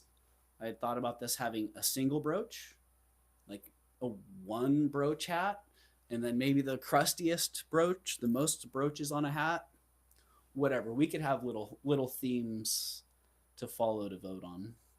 You could have best in show, best red, lots of different options. But for me, I will be adding to this, and at some point, I will be auctioning it. And you know the story. I think Tanya's going to ace it. I think so too. I mean, look at Tanya's resin tables. The resin tables that are inspirational to so many. So there you go, the unofficial announcement of the Brooch Hat Man contest. It's on. Start gathering up your brooches. Guess I need to shop for brooches, right, Jen? I don't know. If she sticks that Medusa on a hat, she's going to win immediately, right? Make that into a brooch, especially if she makes it glass encased. I don't know. Challenge accepted, right? I have tons, Jen, if you want to. Well, there you go. You guys can start talking brooches. Start swapping brooches and ideas. So I'll be putting that together. And now that I've said it, I gotta drop it soon. So I think I pretty well made it through most of what I had to show here. I am so impressed that the generator stuck it out. Oh. Also coming up for sale, this great Millefiori cane paperweight. It's got a little ripple in the side, which I didn't notice it until after I bought it. So a little bit of a bummer on that one, but it's still a beautiful piece. That one's coming up for sale. Thanks, Mama Chola. I'll be in touch if I participate. I don't wear hats, so I've had some input on that, and one of my friends is like, I'm gonna get some coveralls, and he's gonna have a full body brooch suit. So I wear hats all the time. I have a whole closet full. I have a fishing hat. Oh, Ellie, that sounds awesome. Fishing hat. Great link chain. Oh, I've already shown this. This has already been around. I recognize that one. Okay. Check out this beaded purse. I bought this beaded purse at one of the estate sales, and I filled it full. I bought it so that I could stuff all the jewelry that I bought into it, and I ended up buying so much that I put a couple pieces in there and then had a big handful. But that'll be coming up in the next sale as well, if that's your vibe. Cute little butterflies. It's got a couple of them are trying to fly off the bag here, but they're still there in place. Are you out of here, Sandy? Bye, Sandy. Gotta go. Love y'all. All right, Sandy, you have a great day. Are you guys going live, Sandy? I've kind of lost track of days and schedules. But if you're going live, let us know and we'll drop a link. Or we could drop a link either way here. Let's see. Sandy Spiff. And anybody else, any wrenches out there, please feel free to drop your own links. Drop links of other people that are here that you know. Drop links of places that you like to go that we may not know about. Because I have no problem with that. I love the idea of people spreading the word, sharing the love. here is Sandy Spiff's channel. If you're not subscribed to Sandy Spiff, paste. Then please go over here and subscribe to Sandy. Sandy's a really sweet lady. She streams with other great YouTubers as well. They hang out, they have fun, and they sell some beautiful jewelry. I've gotten great deals from them. I've bought pieces that I absolutely am super stoked to have gotten.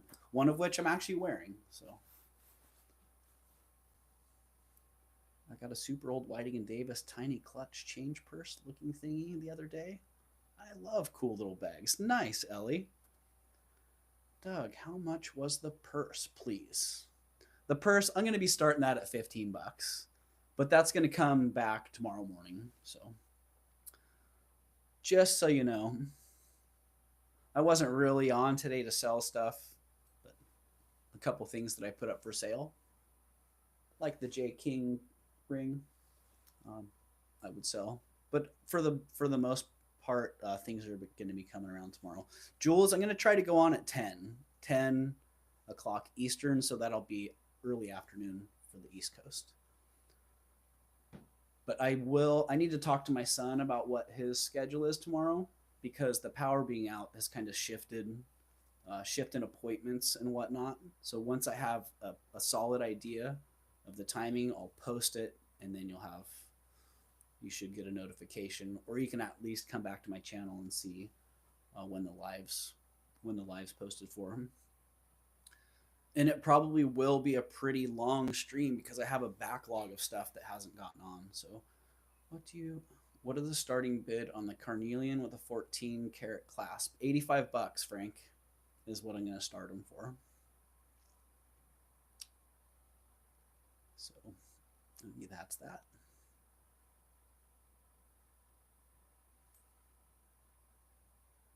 Yeah, and I did say earlier that I'd sell them now. So, whether it's to my advantage or not, and whether I'm stepping on some toes, I'll sell them now. Why not? Why not? We're here. I might not have the opportunity to be back on tomorrow. So what the heck? Maybe I should just start slinging this stuff. Yep. So that's it. You've seen the balls of fire. If you saw the short with them, you see what they do when the light hits them. When that sunlight spills through there. Let's just put a starting bid of $80 on these. Starting bid of 80. And run the conch for Lisa too. Okay, I can do that. I can do that. Geez, what is it, 2:30 already? Holy moly. Time flies when you're having fun. And I am having fun here, so. If I were rich, I'd buy your 14 karat enamel pearl pansy brooch. Jules, that is an amazing, amazing piece. I hear you. I love that. Well, I see Frank's in at 80, and I see Jen's in at 85. So here we go. And Frank's back at 90. Got a little bit of an auction going. Thank you, you guys. Yeah, and they're fantastic. You guys know the routine.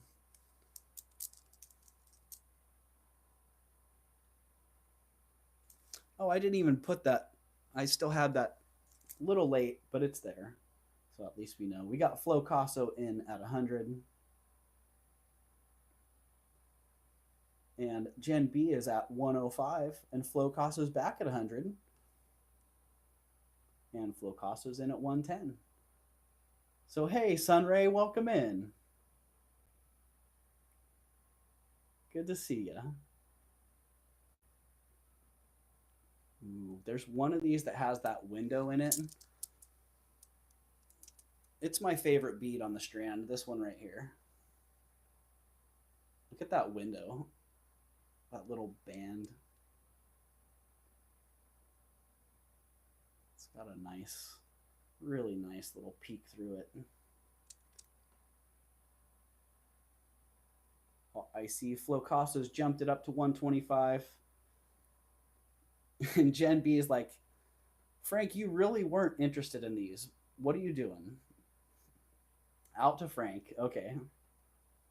All right, Jen. Well, I'm glad that you were able to be in the running at least.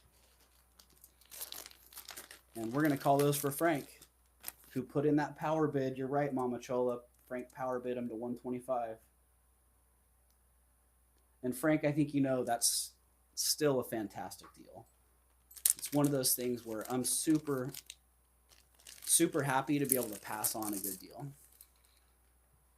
So thank you, Frank, and thank you, Jen.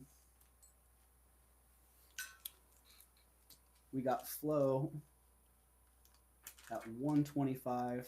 And let me get that officially sold in the chat before maybe one of those lurkers was going to come in late.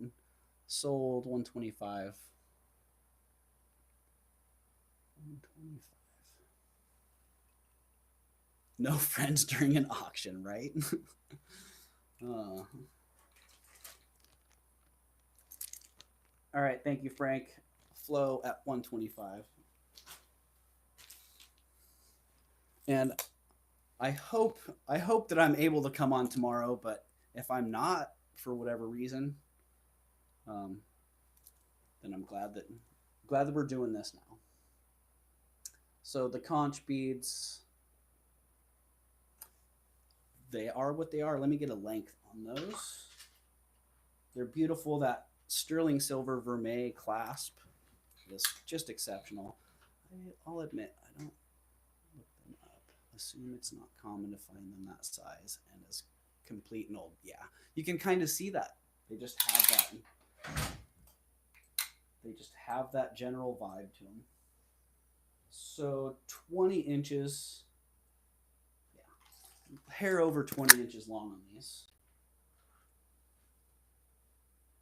And half of what I would sell them for in my store is $65.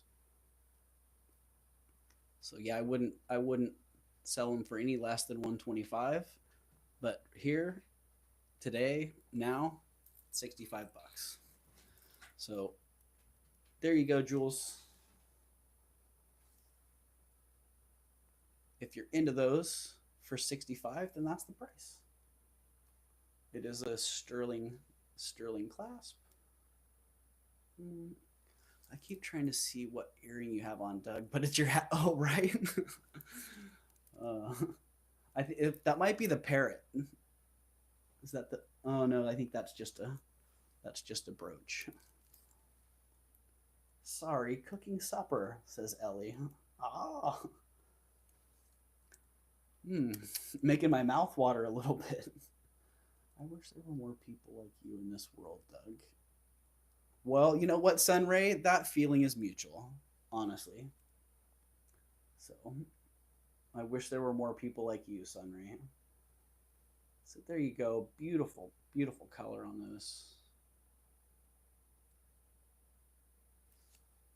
And that clasp was fantastic. I was actually pleasantly surprised when I saw that it was sterling, because sometimes they're not. Sometimes they're brass or plated. Sometimes they're gold. Cajun style, red beans and rice, right? Crawfish, at least. Ooh, man. Now you're really making my mouth water. The neighbor just sent a text saying they were going to grab some lunch. Asked me if I wanted something. Now I'm regretting saying no. Those clasps are hard for me to do, says Lisa. Yeah, Lisa, I gotcha. You got that little push button on there. Luckily, it's not one of the ones that hangs up, so you have to do the little. So you have to do the little, snaking it in and out thing. So, did you ever? Hey, Dana, welcome in. I don't know if I caught you earlier. Did you ever think you'd be selling jewelry on YouTube wearing a brooch hat? No, Dana. No, I did not. I actually joked about when first starting the YouTube channel. I actually joked about, haha, wouldn't it be funny if I was up there showing, like, wearing jewelry to try to sell it? And what do you know? Here I am.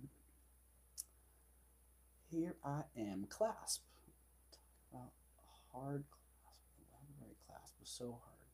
Finally got it open. Yeah, you know what, Mama Chola? And there's a reason for that. That was designed intentionally with a high amount of tension because that's holding so much weight. It's all focused right on that one point on the back of the neck where that huge labradorite clasp sits. All that tension is hinging on that one single release point. So it was made that way intentionally. It has a very important job. All right. 65 on no bids on those. All right. How about 50 bucks?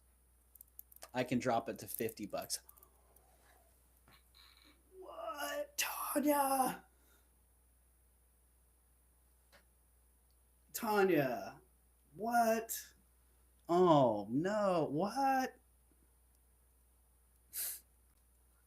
Thank you, Tanya. Tanya just gifted 5 memberships, 5 channel memberships. Wow. Tanya. Thank you, Tanya. Jules, Dana, Ellie, Steph, and Ellen, you guys have all been gifted memberships by Tanya. If you guys could all drop Tanya, thank you. That would be awesome. And thank you so much, Tanya.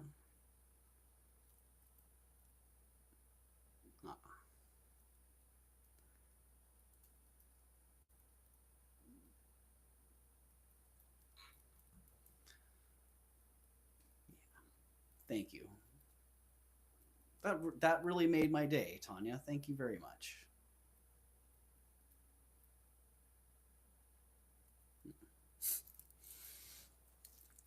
Okay, I dropped these to 50. So if somebody wants to jump on those for 50, that's an option. I also do have other clasps. So let me see if these jump rings are soldered. No, the jump rings are not soldered, so I could pretty easily change the clasp out if somebody was. Tanya's driving and buying memberships. Tanya, stop it. Thank you, Tanya, but please drive safely. Yeah, so if you're interested in these, but the clasp is a hang up, then I have other clasp options as well. So, and 50 bucks, I'll leave those at 50. You know the story until they hit my shops. So I'll bring it back around tomorrow. Maybe I'll dig out a couple clasps because I have a bunch of sterling clasps from that era that would actually work really well also. So yeah, they're available at 50 bucks until they hit the shop. So I'll start them again. I'll start them at 50 tomorrow also.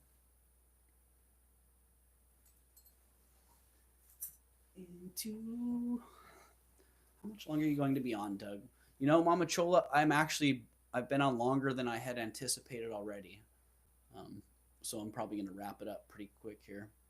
Let me present James with today and yesterday's invoice, and I'll think about that. Okay. I'll think about them, says Lisa. Thank you, Doug. All right. Yeah, you guys think about that. And if the clasp is an issue, we can work around that. I may have to charge you for another clasp depending on what it is. But yeah, I'm flexible. I'm willing to work out whatever I can. So, do I recall pearls? Gen B, yes. Freshwater pearls with 14 karat. I have freshwater pearls with 14 karat clasps and beads, 2 different strands. These ones, freshwater pearls with 14 karat gold beads, jade, lapis, and coral. Sweet color on those with this big old chunk of a clasp. I didn't get a weight on this clasp, it's kind of hard to weigh things as they're attached, and this one doesn't have a low point to really get on a scale and then balance it. There's a little trick to that, balancing up and down and kind of finding where that tipping point is. Typically, it gets pretty close to the actual weight. Um, yeah, so I don't know what the weight of that is, but it's got to be 5 grams, at least 4 grams. So it's got $200 worth of gold just in the clasp. Those pearls you showed last night were out of this world, right? Yeah, those are fantastic. These are fantastic too. But the larger ones, yeah, I'll bring those up. So yeah, these ones I was gonna start for 250, which that's probably less than the gold value because of that big old hunk and clasp, and then all these beads. That's all 14 karat gold. But I also bought it for substantially less than the scrap would be. So I don't mind selling it for somewhere close to the gold value to give someone a good deal. Mama Chola, you out of here? Bye, Doug. Bye, everybody. Love you all. All right, Mama Chola, go get those fingers warmed up and be ready for Bruce and Dennis. So are they on right now? Mama Chola, what time are they? What time do they go on? Because if they're on right now, we'll jump. When I finish, we'll jump over to them. And then I know Kirsten's coming on in like 2 hours. I won't be on for another 2 hours, but yeah, drop those links as well. 3 o'clock for Bruce. Okay. 3 o'clock for Bruce. So let's just drop Bruden's link in here. Bruden's. All right, 6 o'clock says Sunray. They're coming right up here. So I think this should drop Bruce and Dennis's link. And they're going to be coming on in about 20 minutes. And that's probably about the time that I'll be wrapping up. So, Nightbot, did I get the right input there? Maybe I didn't. Maybe it's Bruden. I can't remember my own chat commands now.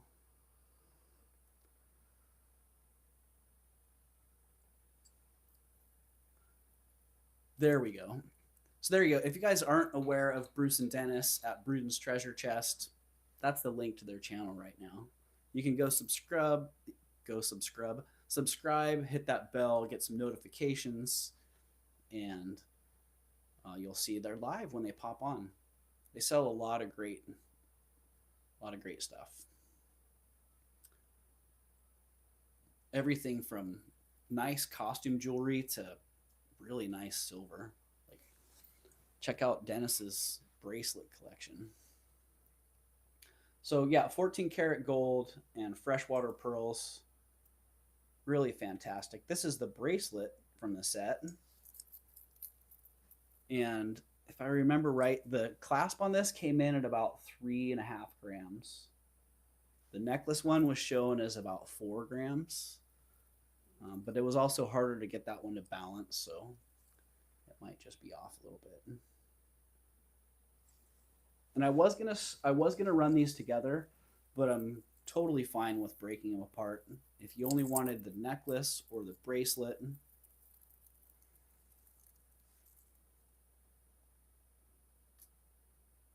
and again, about half price of what I would have them in my stores.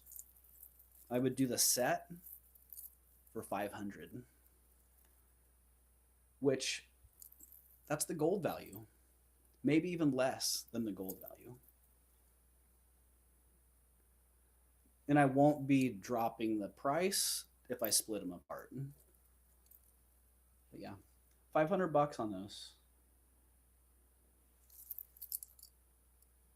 And if you want details, if you need details, let me know. Otherwise, I'll be prepping this stuff for the morning. And it's possible that the price will go up after I do the prep. So Just so you know, that $500 is right here, right now.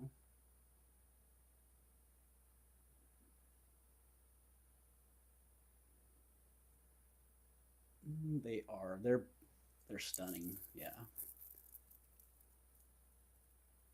Love that clasp.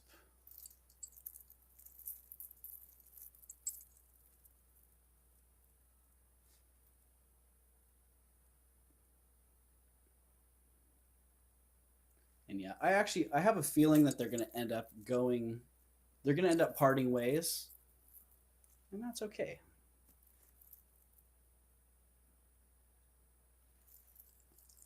Glad you are safely home, Tanya. Oh, you made it home, Tanya? I thought maybe you were still driving home. Yay. Yay. Hey, Jinlo, welcome in.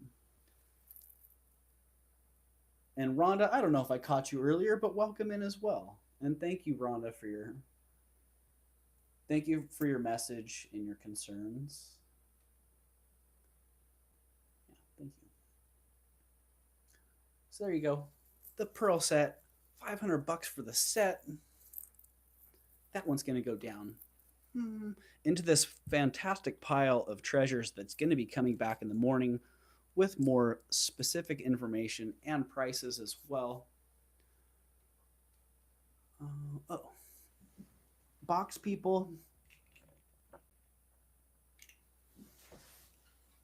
One of my agate boxes out of my personal collection is coming up as well. And I'll break out a couple more boxes to bring out in the morning. This one, beautiful blue agate in that one. Top and bottom, matching agate. This one has a special little treasure in it. So there's the top and bottom agate. It's on silver plate. If I remember right, this is a silver. Yeah. Silver over brass is the metal. And inside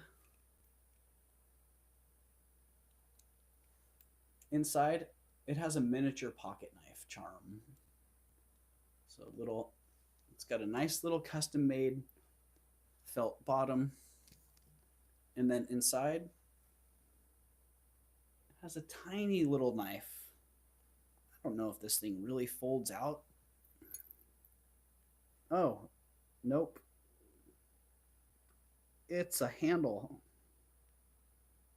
It's a knife handle. There's no blade left in there. But nice little tortoise.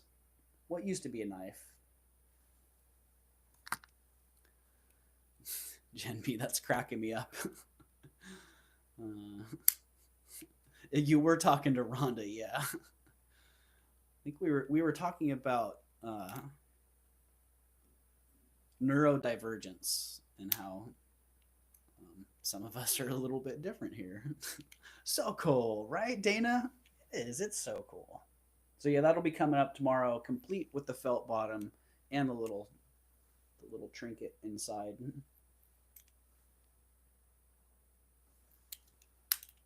I love these. I have so many agate boxes. Yeah, typically when you find these, they are Victorian. Quite typically, they're late 1800s. Some of them come into the early 1900s, but typically most of them are Victorian.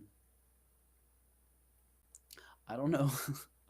I don't know what Rhonda was talking to. Yeah, I don't remember the exact conversation, but I remember going back through the chat logs and just cracking up. Like, wow, that was so perfectly placed, and such a great statement. Neuro spicy, love it. My daughter is truly neurodivergent. Yeah, and I think many of us, if we aren't ourselves, we have loved ones very close to us that are. And I love the neurodivergent people of the world.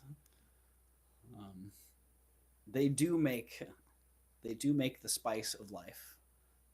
So, normal people kind of scare me. All right, great sterling silver, modernists, garnet, pendant necklace. I love the little addition of these tubes.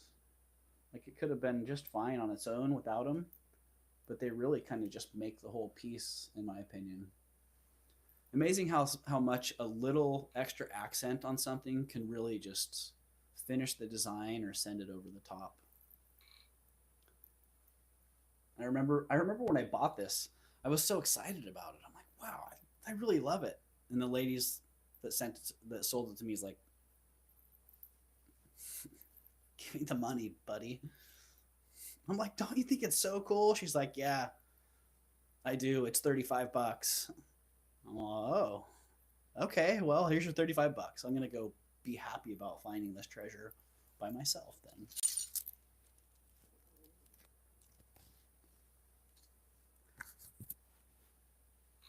Yeah, it is. It is sweet. Karen's Vintage Montreal. Hello, Karen. Welcome in. I believe this is the first time I've seen you in the chat, so welcome, welcome. Just hearing the word modernist makes my heart skip a beat. Right, Sunray? Okay, Sunray, before I forget, I'm going to send you a label. If you're comfortable with sending me the dragon back, I'll get it fixed. I did reach out to the person I wanted to have it fixed by, and he's like, I don't do repairs. And I completely understand. Um, but I do want to make sure that that gets fixed because what an amazing piece. So I want to help facilitate that. So if you want me to send you a label, just put label in the chat and I'll send you a label. You can ship it to me. I'll get it fixed and I'll ship it back to you.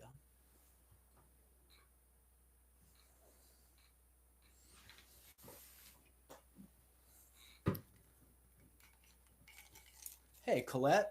I don't know if you were in here earlier or not, Colette, or whether that was yesterday.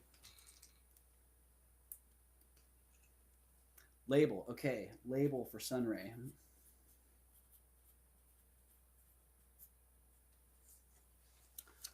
Ooh, gotcha. Put that on my list of things to accomplish when my power comes back on. I wasn't. Okay, yeah, I thought so. I just popped in. Awesome. Well, thanks for popping in, Colette. And let's see, we've got 10 more minutes here. I think I can kill 11 minutes before Bruce and Dennis hop on. So anybody who's planning on jumping ship here in 11 minutes, the timing will work out perfect. And anybody who's not aware of Bruce and Dennis at Bruden's Treasure Chest, we're going to send you over that way in a few minutes. So Tanya and Jason, thank you for the reminder on this. Like your toboggan. Thank you, Colette. If I send you to another channel, it's just because I'm aware of them and I've probably been there and I like them. That doesn't mean that you're going to like them. So just keep that in mind. If I send you somewhere and it's not your flavor, well, you don't have to stay. You don't have to hang out. We're just trying to share what we know, where we'd like to go, and we understand if it's not for you, then it's not for you. But I love Bruce and Dennis. They've been part of my YouTube experience since the beginning, and I really value their presence here. So. All right. Well. Oh, do you want to see what I have slated for the light box? This is my light box tray. They're trying to get to 1,000 subscribers. That's right. They're trying to get to 1,000 subscribers. So if anybody here is not subscribed to Bruce and Dennis,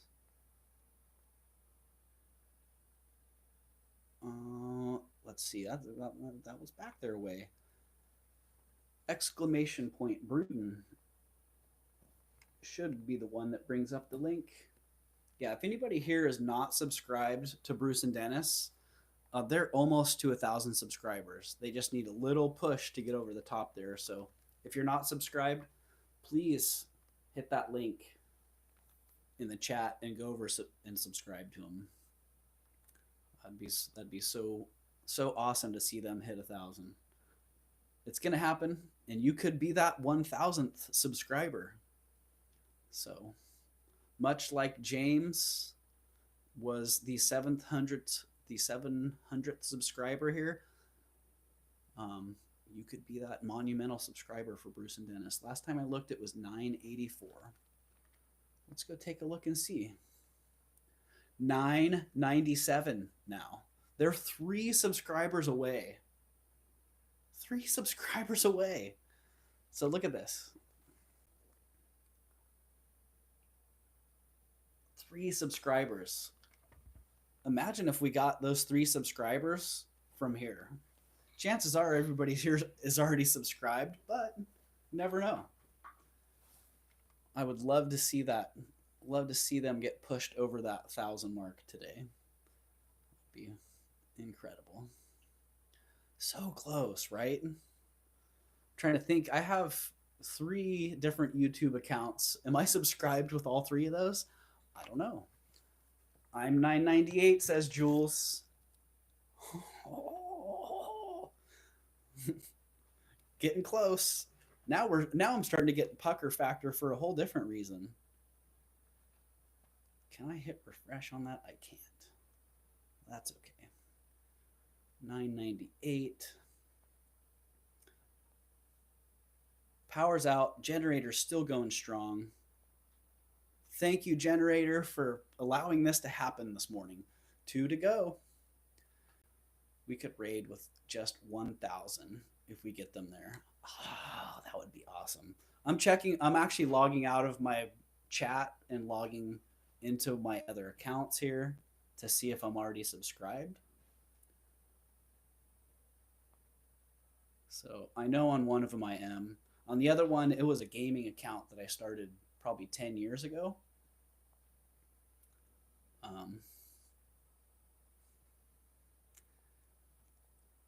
And I bet I'm not subscribed with that one yet. So subscribed. Darn it. I'm already subscribed. But there they are. They're at 998. Where did he go?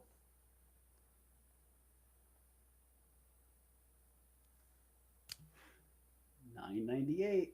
Oh man, they're so close. So close.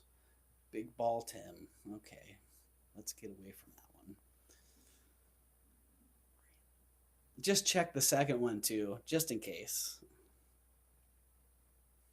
Yeah, if you guys have friends visiting or family that you'd like to send over to Bruden's treasure chest, then that would be awesome. Okay. $9.99. Look at that. $9.99. Holy moly. They are so close. Oh my goodness. Let's see. Am I subscribed with that? I didn't even check. I got so excited about it. Let's drop that. Let's drop that link one more time. I'm doing this just so it's easy for me to find. Oh, can't drop it from my alt account. That doesn't work. I just blocked myself. But oh no, Gen B. I blocked Gen B. Unblock. I'm sorry, Jen. Dang it. So easy to make that mistake. Dang. You guys want to see me blush? Well, there you go. No, says Jen. Wow. I think I need to get a little bit of food in my belly. I dropped the wrong one twice. Oh, thank you, Elizabeth. Auction link. Elizabeth's got it. Okay. We should all unsubscribe and then subscribe again later and freak them out. Oh my gosh. Rhonda, you're cracking me up. Oh, too funny. So I'm subscribed on that one too. So I was subscribed with my alt accounts. All right. Worth checking. Let's get back to Raven's Chest. Switch account. Raven's Chest. I'm now at 710 subscribers. It's pretty impressive how that just keeps on rolling. All right, well, we got them at least to 999, so they're only one away. That is awesome. 999. Oh, you guys are there. You're right there. And 3 more minutes until they start, so I'm just going to hang out and wait for them to start, and then everybody can hop over there. And even if we don't make that 1,000 subscribers for them here today, if you're there watching their live, it's got to happen during that live. I can't imagine that they won't pick up that one extra subscriber that they need during their live.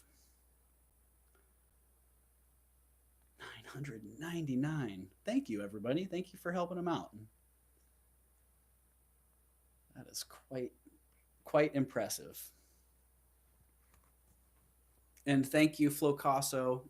Thank James as well. I know, Rhonda, right? Freak them out. They'll come back and they'll be at like 900 subscribers. It's funny because I've seen that with a lot of times. There's one subscriber that bounces in and out, or one number that bounces in and out, and even that one change in one subscriber is something that you notice. It's interesting. Hi, Dana says, hi, Twinkie. It's pretty nice here today. 71 and mostly sunny. Oh, that's awesome. Yeah, when we started today, it was absolutely storming, and there were things blowing off the back table. And now it's actually sunny, and I can see some blue sky out there. So, same here. What's all your guys' weather like? Dana's got 71 and mostly sunny. Sounds pretty ideal for Dana. Sounds pretty ideal for Dana. So I'm curious, what are you guys experiencing today?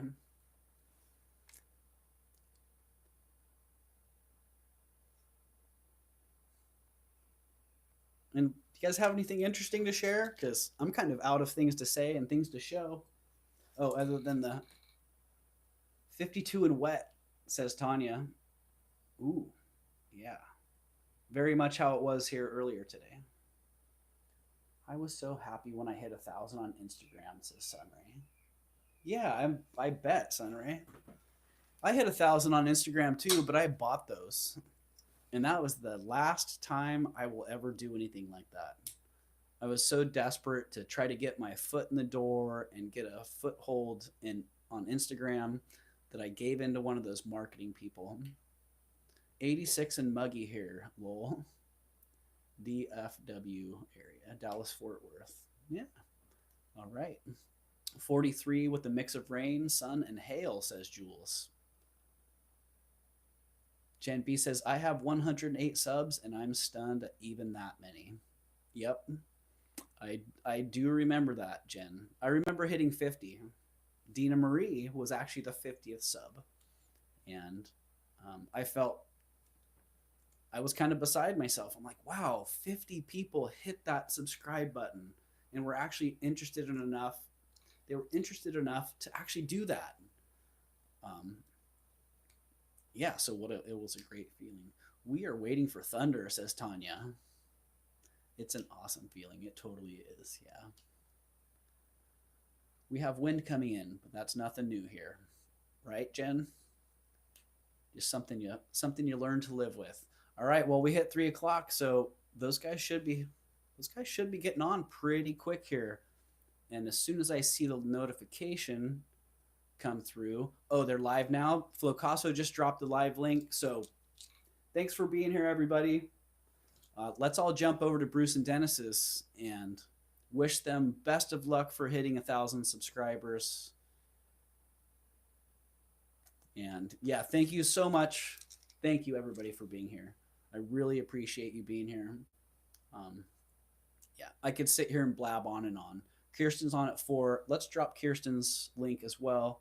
If anyone's not subscribed to Kirsten Red Resale, Kirsten, please go over and subscribe. Kirsten and her husband Michael Uh, they run a tight ship. They have immaculate jewelry. They always do. They have a great show. I love tuning in just for the show part of it. And then I also love the great jewelry that they have. So yeah, go check out Kirsten. She'll be on at 4:30. Is it that Kirsten, or did she go on at 4? Okay. So yeah, Kirsten will be hopping on as well. And I'll see you guys over at Bruce and Dennis's. I hope you have a great day and catch y'all tomorrow morning. So thank you. Thank you so much for being here. Take care. And I always finish